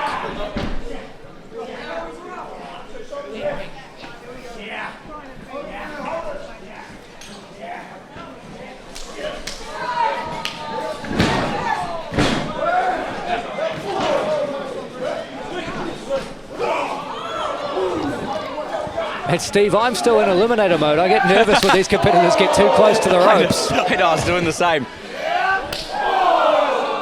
But of course, standard tag team rules apply in this one, and a barrage of knife-edge chops being dished out by Hale and Astro. It's incredible what the IPW roster looks like in 2025. None of these competitors in the Eliminator. We had 30 people in that. And still everyone fresh here in the second half of the event. And oh, look at those hops! Tag made to Kid Nova, who quickly eats a pair of back elbows courtesy of Jungle Fury. Oh, look at that. Beautiful tandem offense from the Jungle Fury side. They are well-oiled machines.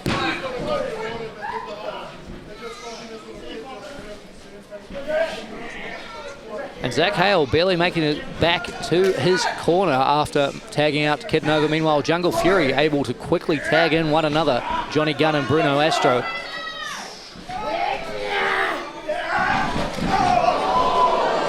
Beautifully placed shot from Zach Hale. And another. The power on display from Kid Nova. And Hale using the top rope as a slingshot. Cover here.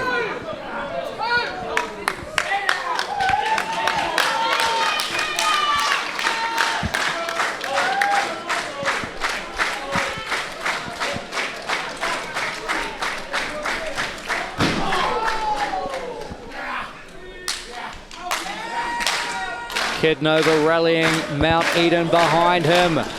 Building up steam in the corner. Back elbow connects. And Zach Hale. So fast, so explosive is Hale. And Kid Nova lining up a shot showing that he is every bit there with his tag team partner. Yes, this match started a little slow. You knew that New Blood was just waiting for their opportunity to start picking apart their opponents.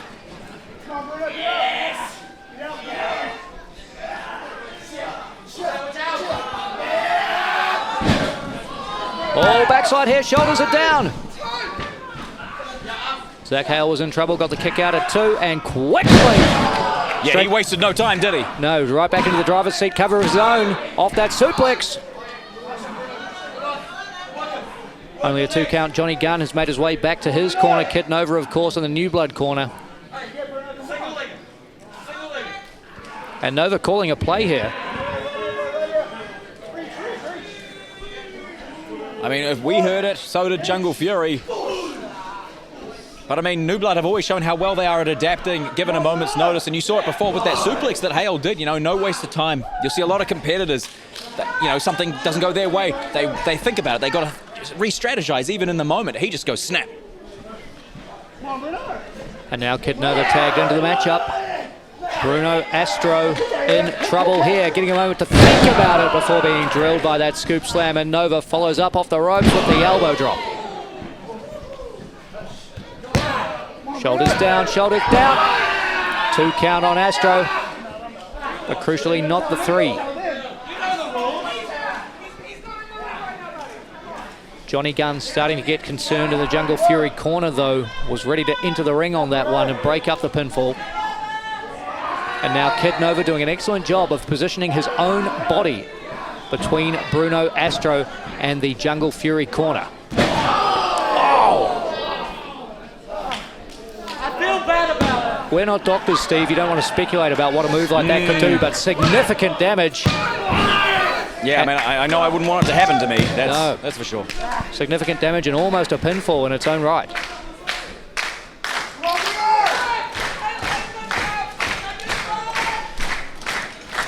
Oh, up and over. Didn't get all of the Bulldog, did Hale, but he seemed to have got enough of it.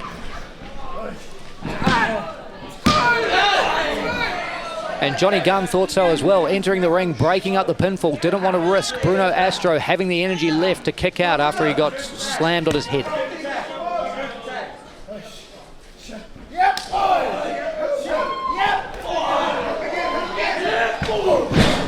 Astro starting to get desperate now, firing away with those European uppercuts, but the New Blood side able to ground him again. As Zach Hale scoops Astro up and slams him down. Scoop slam.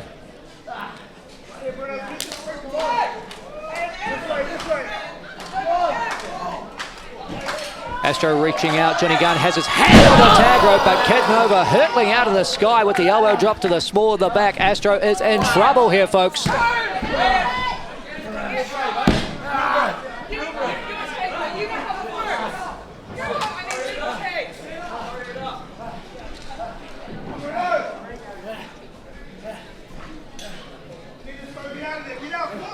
Both of these teams know how important it is to gain a victory here tonight.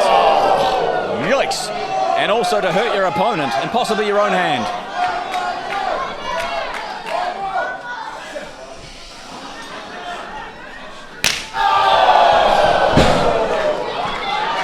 Steve, we're seated reasonably far away from the New Blood corner. We're wearing headphones. Yep, noise cancelling headphones. I heard that. Everyone heard that.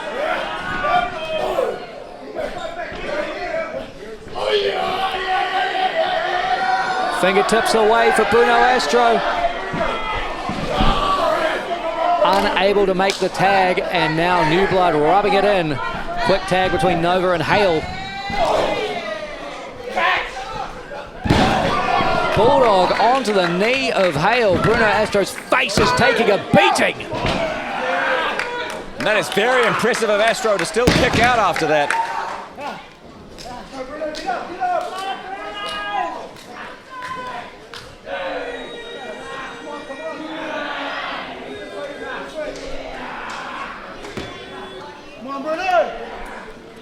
And Johnny Gunn dropping down from his corner here, trying to make eye contact with Bruno Astro, keep Bruno Astro in this matchup mentally as Astro fights his way out of the grip of New Blood, only temporarily. Yeah, I mean, Astro's going to need to make a tag if he's got any hope of continuing this match. New Blood are just too good at this type of... yeah, they've cut the ring in half. They're keeping Astro off guard. Tag and tag again from the New Blood side.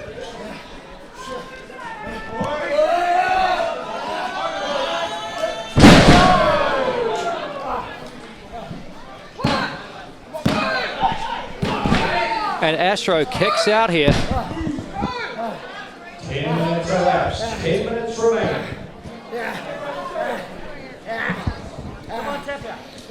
General Manager David Dunn there providing the announcement to the audience there that 10 minutes has elapsed. This match does have a 20-minute time limit. We have 10 minutes remaining.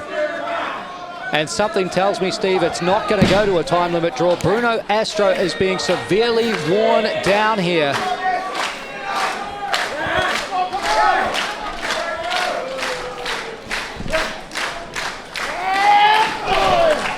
And Astro now shots to the midsection, the elbow, trying to break free of the grip of Kid Nova.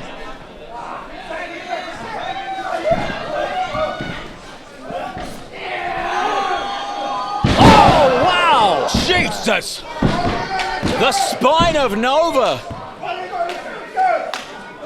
He will have definitely seen better days. Oh my, I hate to think about how that feels. But is this crucially, was that the impact that Bruno Astro needed? He may have done significant damage to his own knee in the process, but both men are down now. Astro trying to make eye contact and crucially contact of the hand with Johnny Gunn.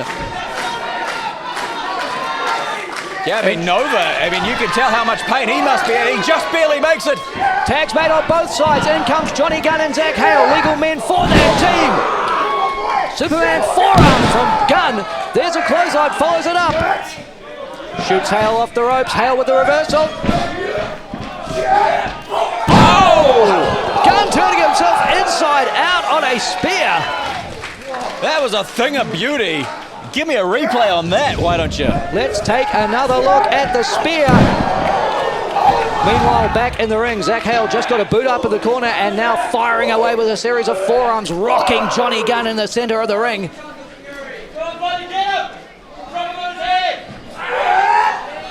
Oh. And again, this incredible offense from Gunn. Yeah, he took all that momentum, just absorbed it and dumped Hale, who hasn't moved since that suplex.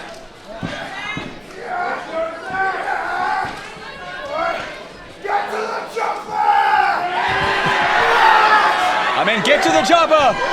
And taking Hale for a helicopter spin. Oh. Thought it'd be a longer ride. Kid Nova buying a ticket. and being taken on the ride into a driver.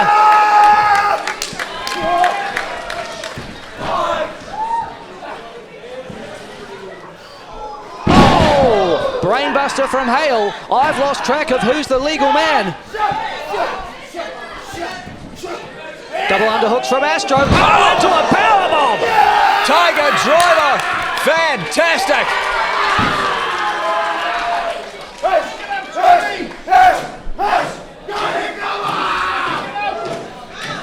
My bald-headed brother from another mother, Bruno Astro, he is psyched up.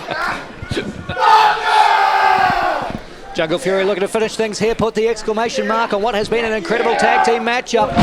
Zach Hale slips off the back. Oh, just barely though, landed on one knee. That can't have felt good. How much has Hale got left? Oh, that can't feel good. Nasty collision with the ramp and the entranceway for Bruno Astro. Now Johnny Gunn all alone with the New Blood side. Double team. Hale into the cover. He did it. Huge win for New Blood at the Eliminator.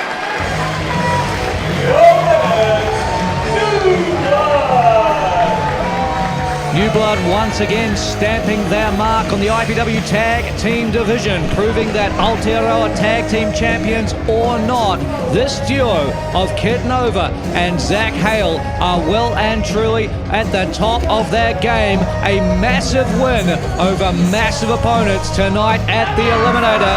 Kid Nova up on the turnbuckle celebrating the win. Congratulations to Nova and Zach Hale on a monumental Tag Team victory. Let's take a look at the finish.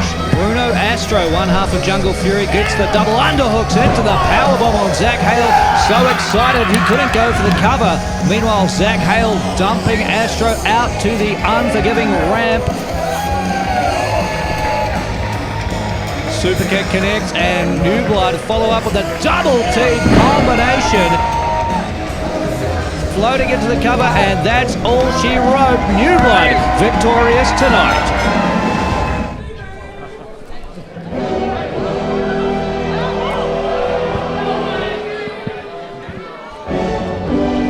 Wait a minute.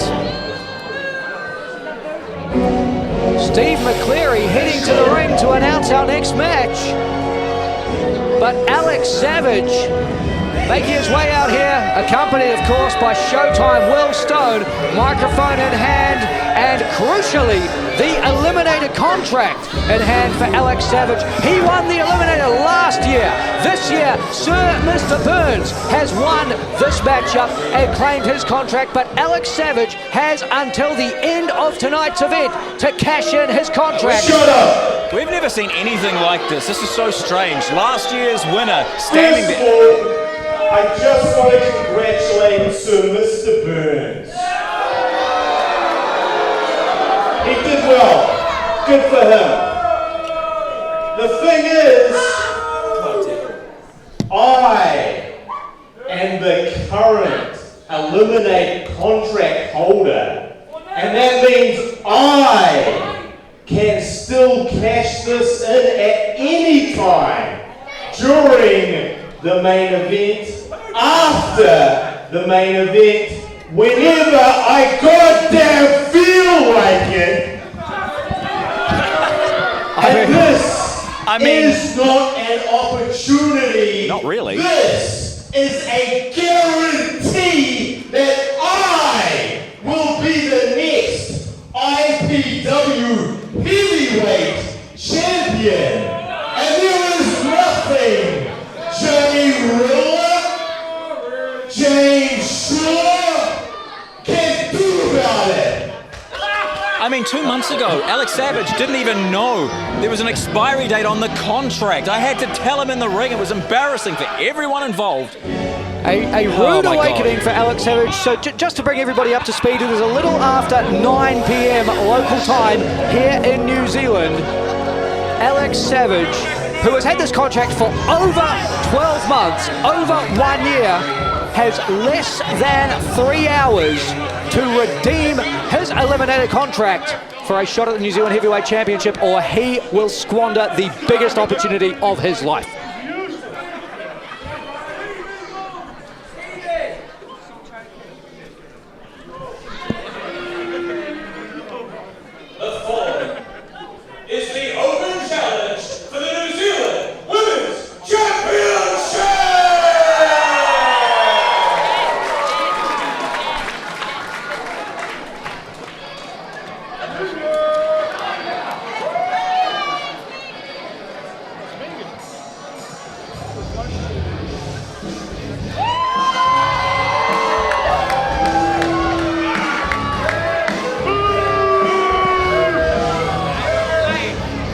wherever Megan Kate goes, Khan Capital sure to follow. The ultra-confident New Zealand Women's Champion issuing an open challenge tonight at the Eliminator. We have not seen Megan Kate in action since she defeated Frankie Quinn inside a steel cage at Nightmare Before Christmas to retain the New Zealand Women's Championship, her 5th reign with this championship, a history-making statistic, the first wrestler, male or female, to achieve 5 national championships in the history of the sport here in Aotearoa. And with confidence like that on her side, it is no wonder that Megan Kate has issued an open challenge.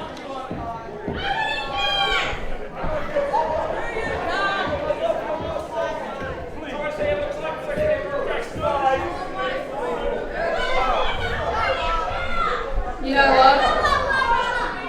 You don't even deserve calories that I've earned.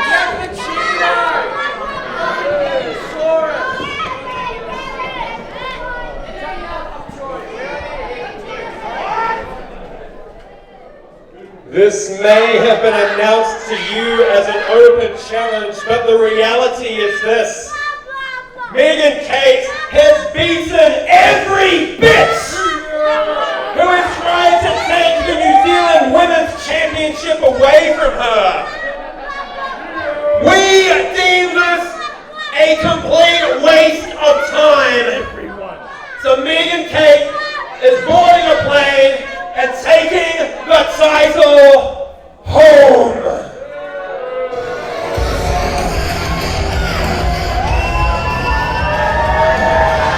Well, superstar Troy Daniels may think this is a waste of time, but this is an opportunity of a lifetime for the Hexecutioner, Amber Saint. A former New Zealand Women's Champion in her own right.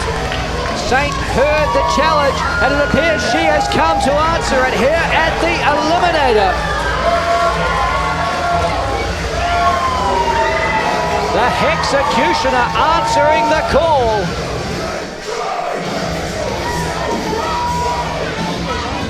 And if she can execute this plan tonight, might Saint be heading home with the red and gold.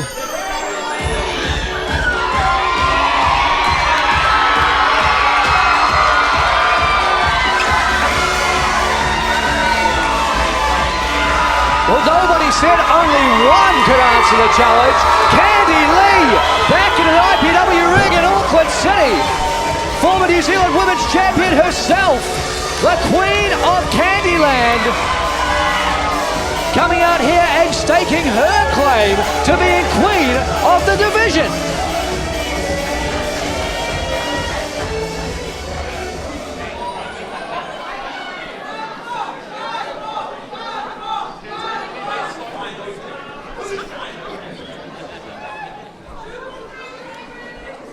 The following is a triple threat for the New Zealand Women's Championship. Introducing challenger number 1, she is the Glam Reaper, Amber Saint. And wouldn't that Women's Championship be the ultimate glamorous accessory? Introducing challenger number 2, it's Candy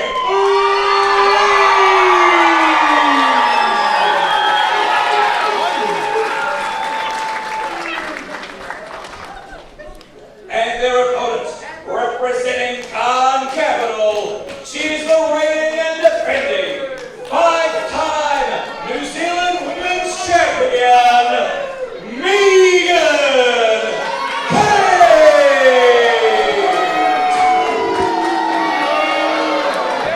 Things did not go to plan for Khan Capital in the Eliminator earlier tonight. Could it be a sign of things to come for Megan Kate? Has Megan Kate proved to be somewhat overconfident in issuing an open challenge that has now been answered by not one, but 2 Extremely hungry contenders who are putting a beating on the champion right now, drawing a temporary alliance between themselves.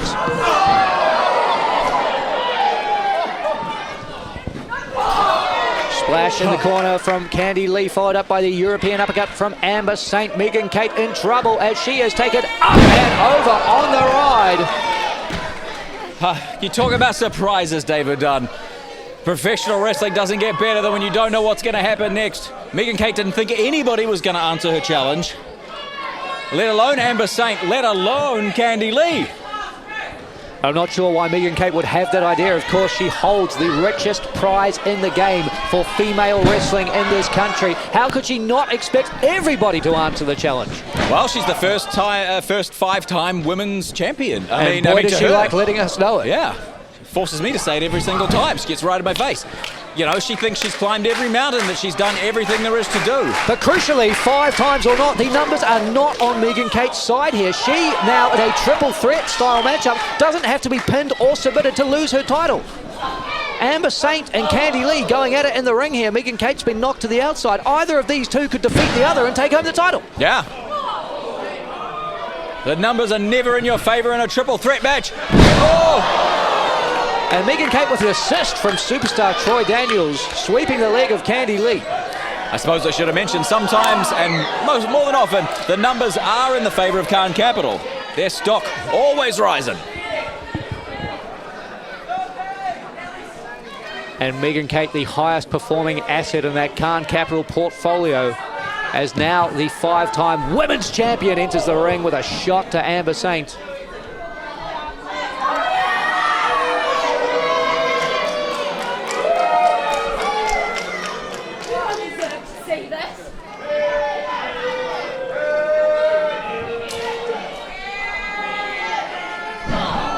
Megan Kate giving Amber Saint time to think about it before dropping down with the back sent on.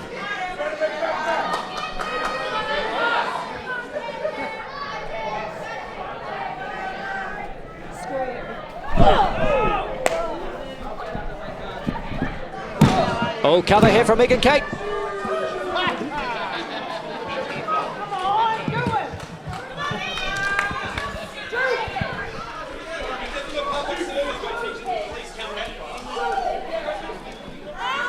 And now the cravat applied, one of Megan Kate's favourite holds.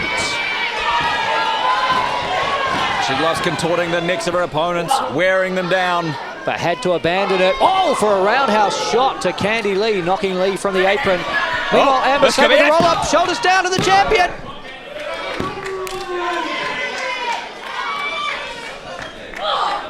Knee to the midsection, cuts off any momentum Saint was trying to build. And the drive-by kick plants the challenger.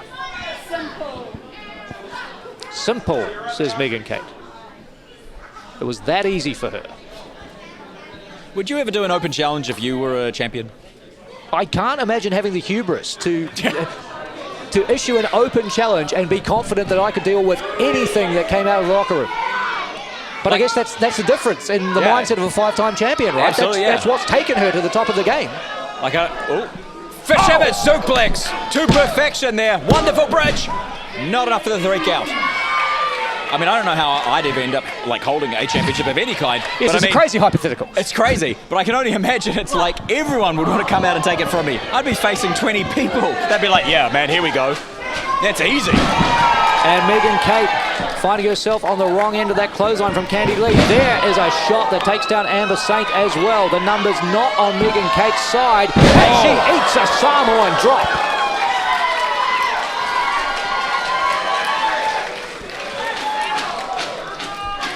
Oh, but look out, Amber Saint in a bad part of town. That is a lot of impact there. And it looks like she's got to give Megan Kate a taste as well.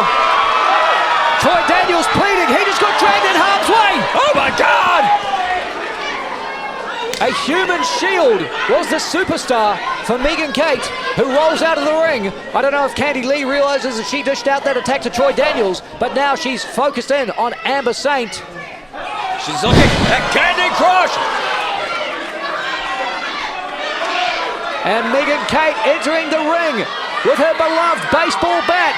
Candy Lee into the cover. but the baseball bat to the point of the point with the spine and the neck meet. And it is no disqualification, unfortunately, in a triple threat.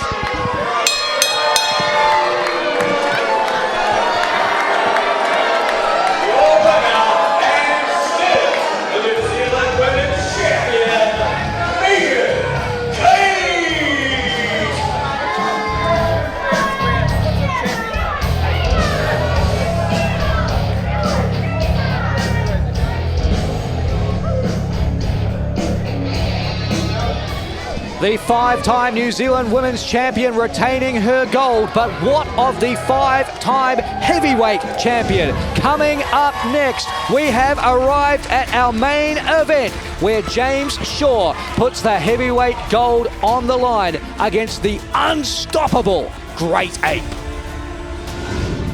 For the better part of 2 years now, we have been asking the question, can anyone stop Jay Rilla?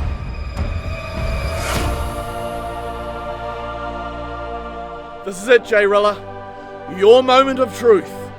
Your moment in the spotlight. Your moment in the light of Elysium.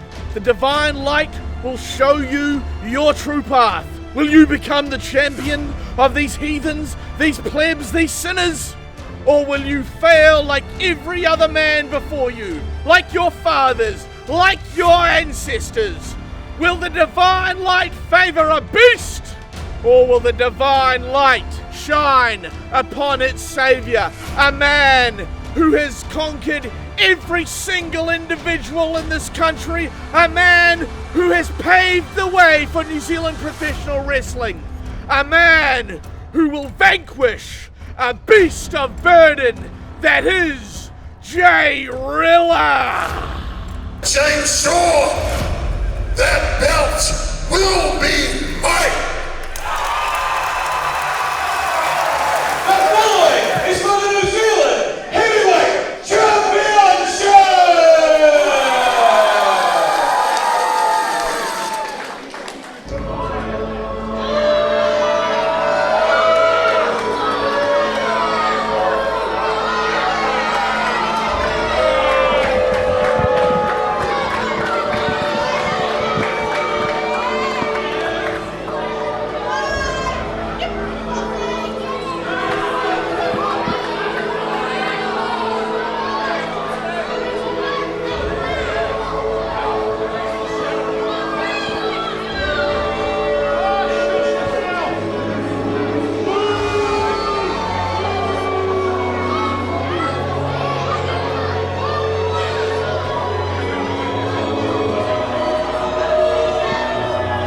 James Shaw, the New Zealand heavyweight champion, flanked to the ring by the young Nats Tyler Ernst and the man who won this year's Eliminator, Sir Mr.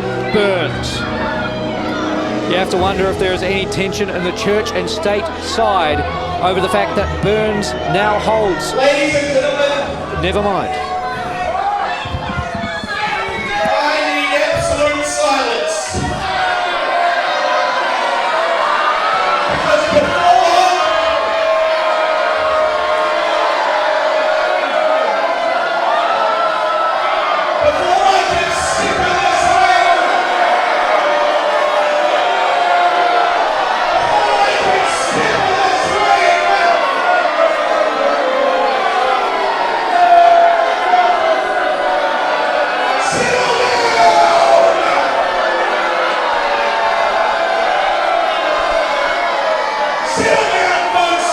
before I can step in this ring,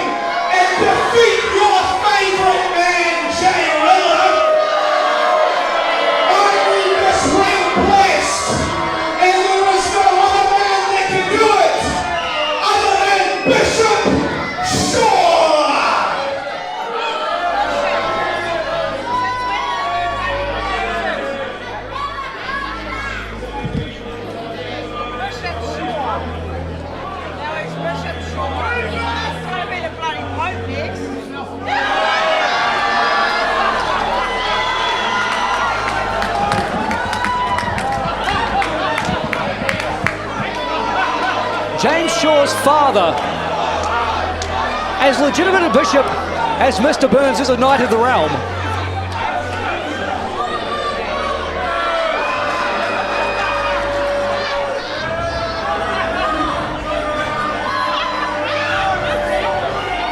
Nevertheless, church and state leveling up. The father has become a bishop, and he has anointed his son the chosen one.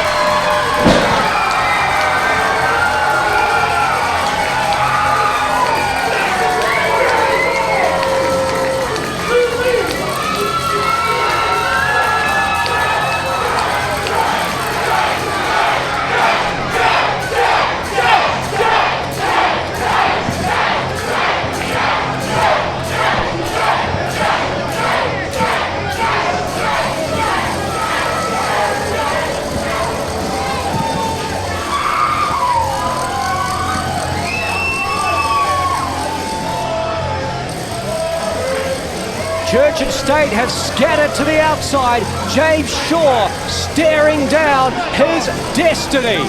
There is no escape from this moment. Jay Rilla redeeming the Warner Cup here at the Eliminator, as will happen at every Eliminator event. The unstoppable great ape who burst onto the scene 2 years ago has arrived at this main event.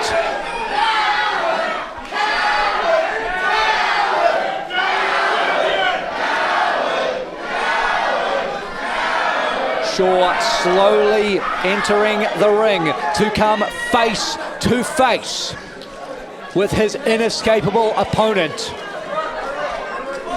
Jay Rilla staring down his destiny, the New Zealand Heavyweight Championship. Let's take it to Steve McCleary to make our main event official. He's an uncontrollable monster!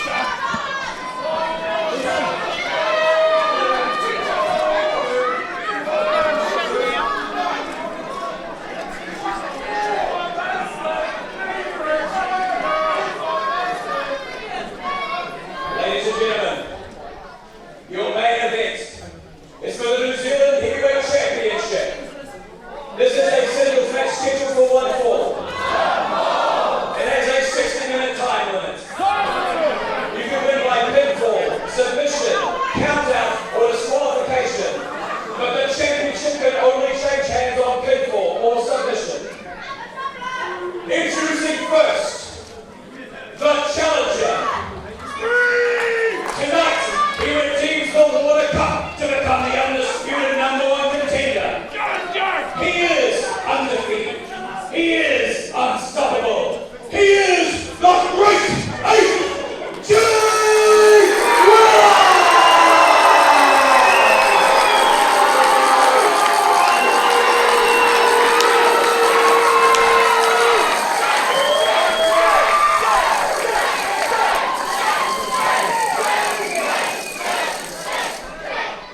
His opponent, representing church and state, is the first ever five-time heavyweight champion. He is the Divine Savior, James Shaw!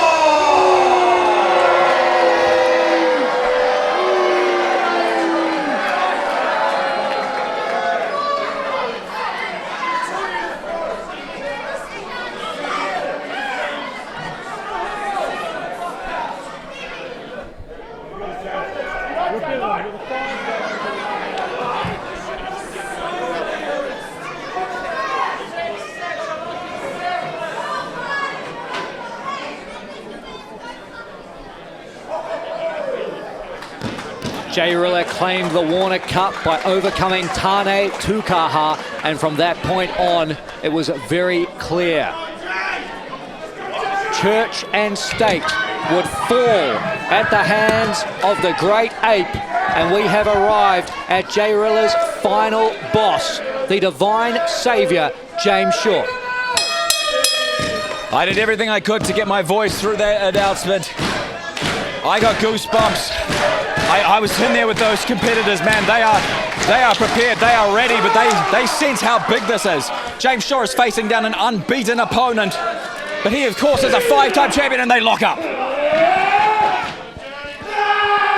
James Shaw doing everything in his power to gain an advantage in the lead up to this matchup. But at Live in Hamilton, Shaw felt the power of the Great Ape firsthand, and there is no escaping this moment. I mean, James Shaw is trying to delay it as much as possible. This match very well may come down to the two maneuvers that these competitors use to finish their matches more often than not. Jay Rilla with the Hollowed Earth, James Shaw with the Divine Valley Driver. A lot of people believe that James Shaw might not be able to lift Jay Rilla. I believe he can. I have watched his training videos. He has lifted weight the size of Jay Rilla. Will he even get the opportunity? That's a bigger question. And right now, Shaw very much on the defensive, does not want to engage. Oh my God. With the Great Ape. I mean, I've stood in there, in that ring, and I felt the power of Jay Rilla. An aura emanating from the Great Ape as James Shaw is labelled a coward by this sold-out Auckland audience. Well, the last thing Shaw needs is to get goaded into competition too early. He's got to stick to whatever his game plan is, and you know, with his pedigree, he has a game plan.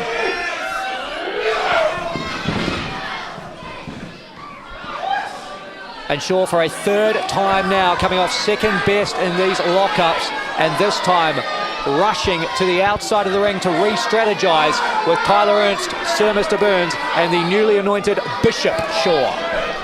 It's a wonderful road, but I don't know if that's going to be enough when James Shaw faces down the Great Ape. I mean, he looks rattled to me. Does he look rattled to you? James Shaw looks rattled. The thing about James Shaw, he won this championship by sneaking out of a steel cage. Yeah. James Shaw has not really faced any challenges head on in his record-setting 5th reign. And now he is feeling the power of Jay Rilla, who swats the champion to the mat with one hand. You can tape study, you can watch video, you can check out IPW events on YouTube, but to be in there, in the ring, as James Shaw is now, against the Great Ape, looking for the Divine Valley Driver. And that switched Shaw's strategy. He felt one hit, and he's like, no, I've got to go on the offensive. The defensive tactic is not going to work. Oh. But Jay Rilla on the offensive as well. It's possible that both the defensive and the offensive strategies will not work here tonight. Oh my God. He's just trying to squash him like a bug. And now Shaw trying to pick the leg of the Great Ape. Rattled. Backing up into the corner again, trying to create some distance, trying to get away from his challenger. And Shaw just moves out of harm's way. He's going for it again. Divine Valley Driver incoming. But can he get the Great Ape on his shoulders? I believe that he can, but I just think it's too early. He doesn't have the right leverage. Oh! Oh no, Shaw has to move off his back. He can't remain on the mat during a match. Oh my God, oh! And again, James Shaw had absolutely no answer for the offense of the Great Ape, rolling to the outside of the ring to the embrace of the Church and State side. Yeah, it's back to defensive tactics right now. He got out of the ring. The crowd not thrilled with how James Shaw is approaching this match, but he has to be smart. Otherwise, he'll be the first person to lose a championship 5 times.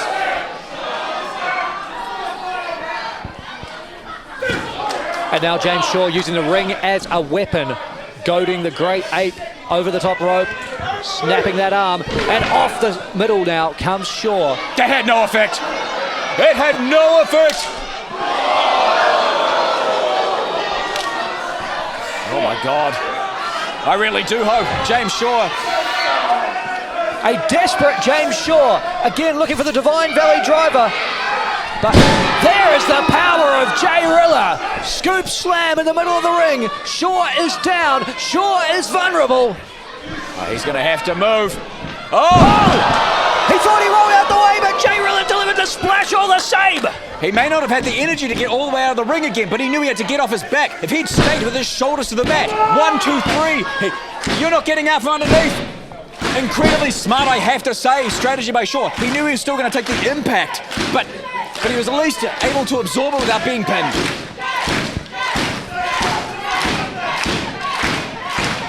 So Jay Rilla now. James Shaw slowly back to his feet. Oh my God, he was... Shaw swung at Jay Rilla. He hit our referee.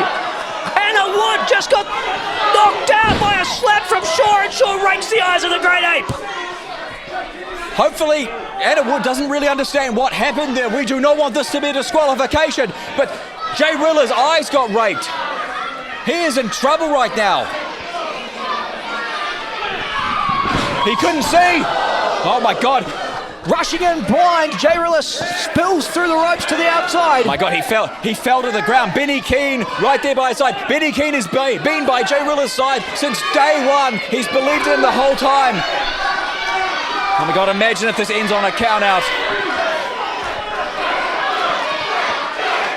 Not like this.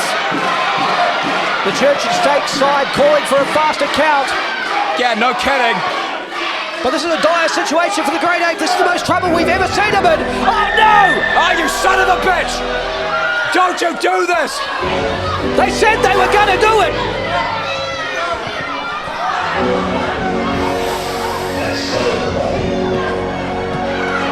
I'm gonna have to go see.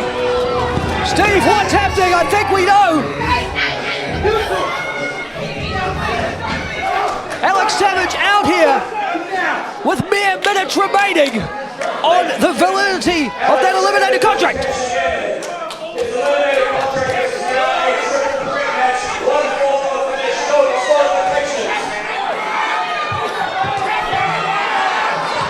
And just like that, our singles main event is over. Alex Savage has injected himself into the most important match of the year, and he is firing off shots to the New Zealand heavyweight champion. Jay Rilla has not moved on the outside after spilling through the ropes. Now Alex Savage alone with James Shaw, shaking, rattling and rolling.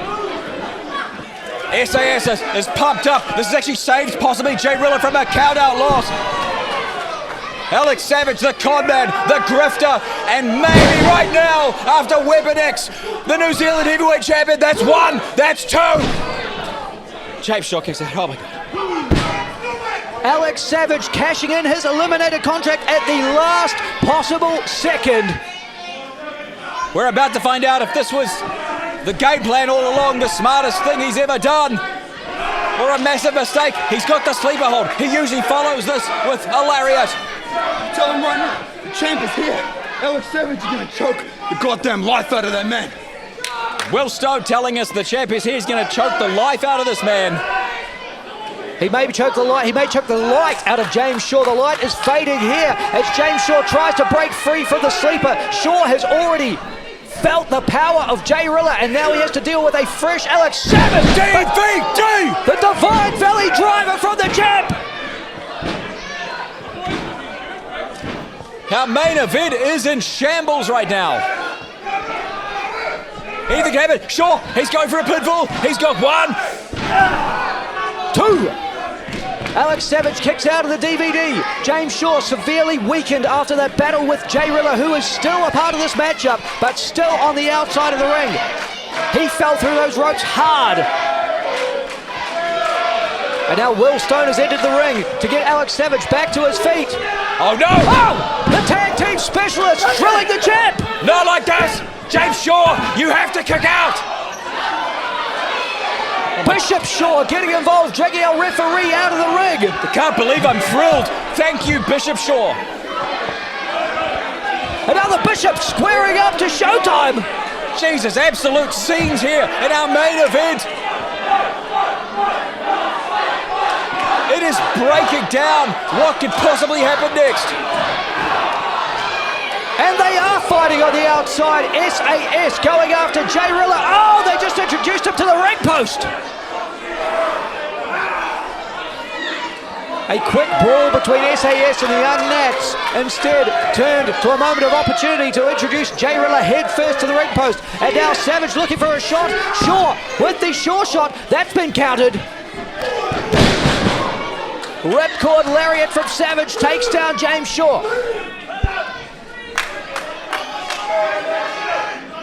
For 1 year we have lived under the spectre of this nightmare becoming reality. We could be seconds away. He's locked in the sleeper again. Alex Savage wants to do it by submission. He wants to drain the life and the light out of James Shaw and his 5th New Zealand Heavyweight Championship reign. Oh my God, here he comes. The Great Ape is back on his feet.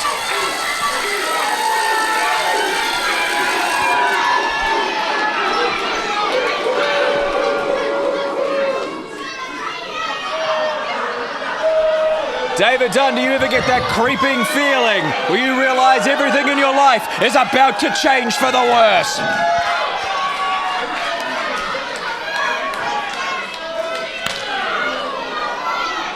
Nothing. Nothing again. 3 times nothing. And just like that, Jay Rilla drops Savage. Swats him down like a bug. 3 consecutive times the Great Ape has been unleashed. Alex Savage got nothing.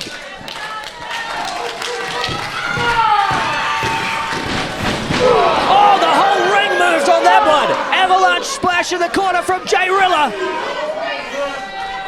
He's got Savage up. He's dropped him down. Effortless. Oh no, Showtime. Showtime to the top rope. He's diving. He's caught. Anti-air from Jay Rilla. Oh my God, choke slam onto Savage.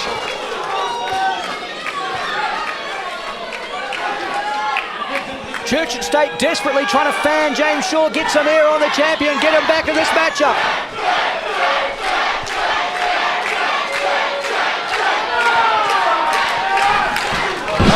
Down goes Church and State. Tyler Ernst. Sir Mr. Burns. Take it out of the equation. He's like a bowling ball with teeth. Oh God, Alex Savage. Alex Savage defiant until the end, but the end may be near if he's in there with Jay Rilla. A shot to the throat, a desperate situation, and now Alex Savage with a backpack sleeper hold. Looking to wear the Great Ape down. Remove that flow of oxygen. Using all of his body weight to try and simply bring Jay Rilla to one knee. He's done it. Very few men can say they've done this. He's looking for that lariat. If he hits this, oh my God! Hollowed earth from Jay Rilla in the center of the ring. It's 2. It's a new champion.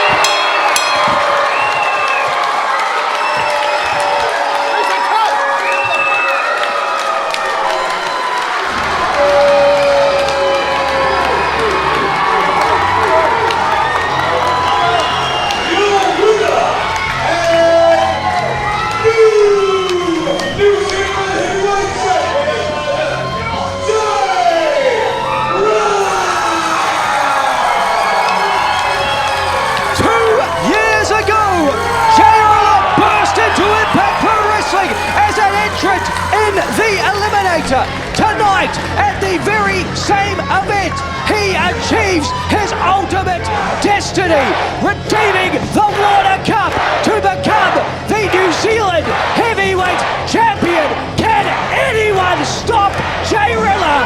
The answer is no. The divine savior is dead. Long live the Great Ape.